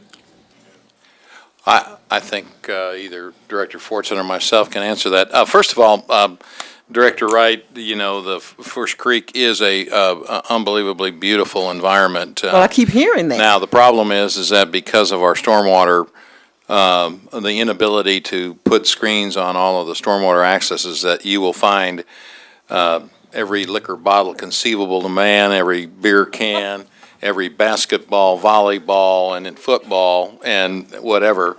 I've seen a couple. I have had the pleasure of taking 2 or 3 trips on Fush Creek, and I've seen boats. I've seen houseboats in there, and of course that is the real challenge, is keeping it clean. It can be in certain areas pristine and is very beautiful. I would recommend everybody and because it is a natural. It's a natural, beautiful, scenic area right in the middle of the heart of our city. So if we could ever get it cleaned up, it certainly would be a great amenity. I know there's been discussion with the state fairgrounds about accessing it off of the fairgrounds area. Certainly, there's you can access it off of Interstate Park and Benny Craig Park and actually University, where you're going to start the cleanup. So it's something in the future to be working on. The Corps of Engineers has been working on it. In fact, they reminded me that I had written a letter as the city attorney to them back in 1988, and they are still working on acquiring the property based on that request. So, Well, the reason it just sounds like something that would be a draw for tourists, and maybe that's a way to get it permanently taken care of and maintained. And, friends of are very, very needed, but maybe there needs to be some directed resources, make sure that it stays clean. But anyway, thank you for what you do, and I'm looking forward to taking the boat ride. Like I said, I'm not a water person, so. We'll help you out. We have experienced members who can help you. Okay. okay, thank you very much, Stan. All right, I have a card from Cheryl Alexander.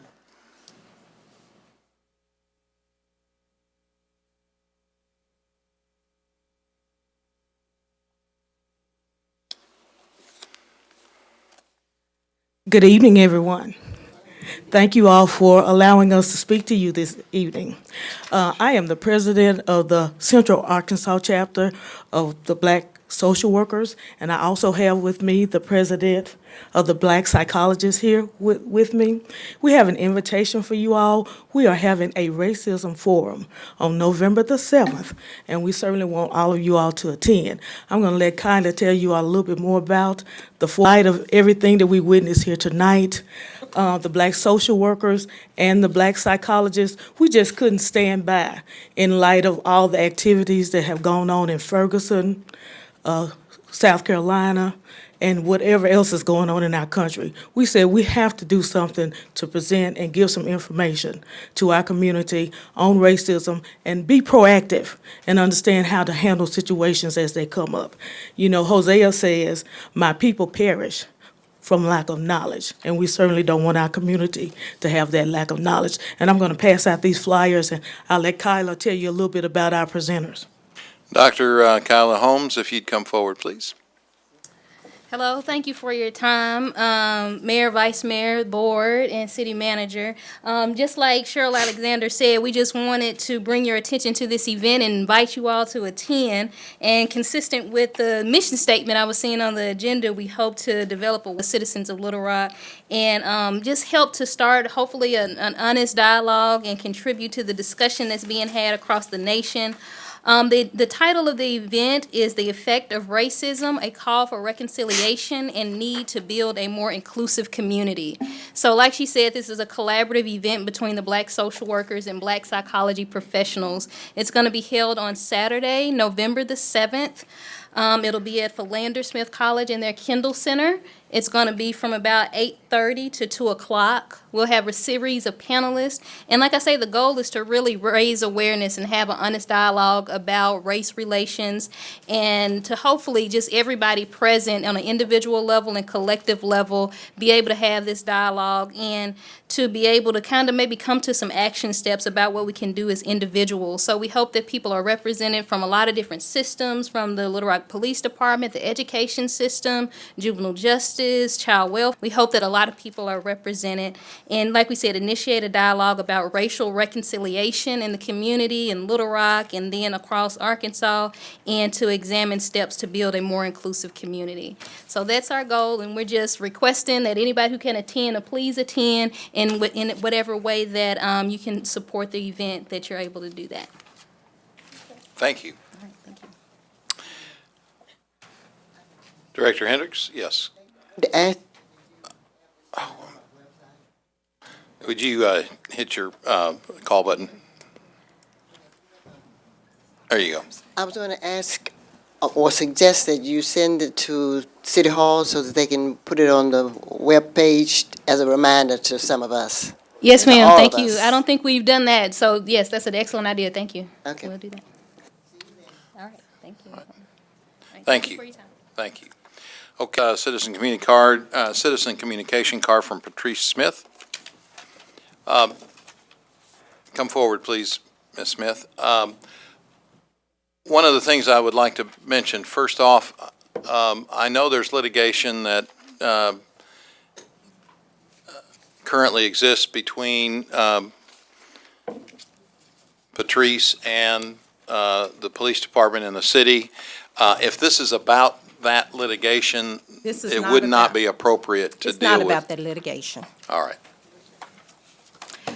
All right, thank you all for the opportunity to be here this evening. If you will look in those folders, the information that I'm going to speak about is contained in there, as well as the supporting documentation.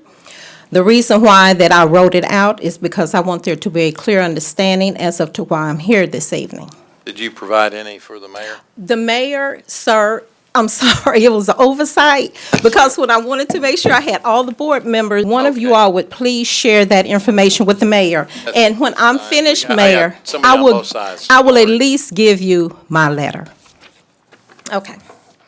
Once again, thank you. My name is Patrice Smith. On September the 18th, 2015, I submitted my letter of retirement to the Little Rock Police Department after having served 33 years as a member of that organization. In that letter of retirement, I requested a Little Rock Board of Directors appearance on a date convenient to all parties. On September 24th, 2015, I received a letter from Chief of Police Kenton Buckner advising that my request for a Board of Directors recognition had been denied with no explanation. You have a copy of that letter in your file. My 33 years of service with the Little places me as one of the department's longest-serving members, the longest-serving Black female, and the second longest-serving female with that organization. I really don't want to believe that that lawsuit filed a few years ago, which was my right, impacted your decision not to extend to me the privilege enjoyed by other retired members of the City of Little Rock employment, having served shorter tenures. Additionally, while you, the Board of Directors, would have the police chief relay to me your decision in writing, deny my recognition without an explanation is mind-boggling.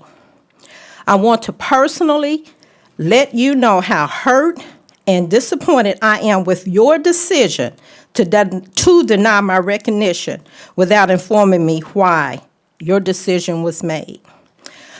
Also, in my letter of retirement, which is a personnel document, was submitted on September the 18th, 2015, and within 5 minutes of my leaving the chief's office, I received calls from individuals not entitled to have that letter congratulating me and having a copy of the letter in front of them.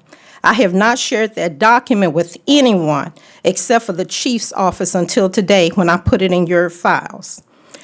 I am only sharing it with you to see that Chief Buckner's finger as he held it up to take the picture and text it out. That picture is a copy of the original signed off by Chief Bewley in blue ink and sent from Buckner's desk. On August the 23rd, I requested to utilize my 22 hours of personal leave time. Patrice, so the point I think you're making, we limit this to 3 minutes, and I understand that, is that the Board of Directors denied you the right to have a retirement ceremony. I can tell you the Board of Directors had no knowledge of that, and neither does the mayor or anyone else, I believe, up here. The Board of Directors has never made a decision such as that, so. Well, it's in that letter that was sent by the chief's office, and if you would, on your own time, look at that other paragraph in which I was denied leave time. I understand, but the board did not do that. Okay, well, I'm glad to hear that. And I would like to have the issues in this letter addressed and a response sent to me. Thank you. Director Richardson. Yes, Mayor, I just want to echo your point. I didn't have any conversations or any decisions or any vote on the matter with respect to Captain Smith, us acknowledging her her resignation here. So I don't think we ever took a vote on this issue unless you guys did it without me. Gosh, be quiet, Brad. But I'm just saying that I didn't vote on that. And Mayor, I think I want to echo your point. We never took a vote on that issue. Director Hendricks. For the record, after reading this letter, I had no decision because Director Adcock mentioned to me that the I always want to call it Miss Patrice, had retired. And so I was waiting to see when was she coming before the board with the number of years that she has served, irregardless of a lawsuit. I think she deserves that. So I don't know whether I would be in order, but I really think that I would love to make a motion. Director Wright, you're recognized, please. Well, of course, as already stated, the board does make that decision. And all personnel matters, as I understand it, are left up to the city manager and his staff. So any of these recognitions, that's just something that's presented to us at the time that the people are retiring. And there are some issues in here about personal leave and all that kind of stuff. I believe that's a HR matter. Is that not correct, Mr. Carpenter? And I'm sure that there are procedures for that, and that I'm sure we're going to follow that. But that's still a matter that I think needs to be handled in that regard. Well, these may be two different distinctions, one being the personnel issues and the other being the retirement or the recognition of retirement. Mr. Moore, do you have any response relative to why that has been denied to Captain Smith? Mayor, we'll be glad to schedule a retirement presentation for Captain at your city board meeting. So that'll. Is there any reason why the Chief Buckner would have denied it? I've not seen that letter, so I'm not sure what was in it. All right. Well, if you'd follow up with us on that, please. And then Captain Smith will make sure that you do get proper recognition for the 33 years of your service to keep us safe on the streets. Thank you, sir. Okay. Pass that to Bruce, so we can have it. Provide that to Mr. Well, we got another Provide that to thing here. Bruce, please. Director Campuris, you're recognized. There is a new pizza place on South Main that is looking to extend out into the street and make an outdoor seating area. It has been approved by all the people in that area. I'd like Bruce and his group to look into it, and then if they see fit, bring forth a resolution to do it. Mayor. Mr. Moore, do you? Well, I mean, we have reviewed this extensively, and I normally don't bring something forward that I'm recommending denial of. So if there's a board member, and this is how I left it with those individuals, if a board member wants to direct Tom to draft up the necessary documents, this has to do with actually the city giving up 2 parking spaces on Main Street that would then allow that entity to build a deck out there, which they could do that now, but they want to, ABC rules require that they have a barrier, and that's what's causing them to have to build it out into the. I would like the ordinance to come forward. I would. I mean, that's the reason I put it forward. Okay, Mayor. Mr. Moore. Who's is this Director Campuris's ordinance then? Well, I mean, it's got to be somebody's because the staff is not recommending it. Well, no, I mean, the applicant that's been denied by staff, these are typically denied by staff unless the board wants to submit an ordinance contrary to that. I'd like us to bring forward and. All right, so it'll be Director Campuris's ordinance, and Mr. Mayor. just a second. Okay. Director Kazort. Don't know why the button was hit, Mayor. So, or other than my motion to adjourn. Director Wright. Mr. Moore, would you hit it? Sorry. Mr. Carpenter or Mr. Moore, we received this packet tonight, and it's a complaint from a citizen that I think we need to acknowledge that we've got it and that you all are going to look into this. Okay. I didn't get it either. I got a letter. He said he didn't have it. Mr. Carpenter, Director Adcock says she has provided you with this. If not, you can have mine. It's about pictures taken Of a private citizen by our police. Tom, apparently looking through it, it's a complaint of a citizen that pictures were taken of them at Oaklawn. I scanned through it, I will say, I don't think there's any expectation of privacy anybody could reasonably think they have in a casino to have a picture taken. I don't know what the issues behind it are, but he's talking about the requirement of needing a subpoena to take a picture at a public place, and that just doesn't exist, so. Okay, well, I just wanted, since it was provided to us, I wanted to make sure we acknowledged it, because people's perception of what's true and what's actually I agree. legal are two different things. Because if you're on the sidewalk, I can take a picture of you. Yep. And there's nothing you can do about it. But if I'm in my house, you ain't got no business putting the camera through my window. Casino is So- not a private place. Yes, it's a public place. Oh, maybe it is mine. There's a motion to adjourn. All in favor indicate by saying aye. Opposed, say nay. We're in adjournment. Thank you.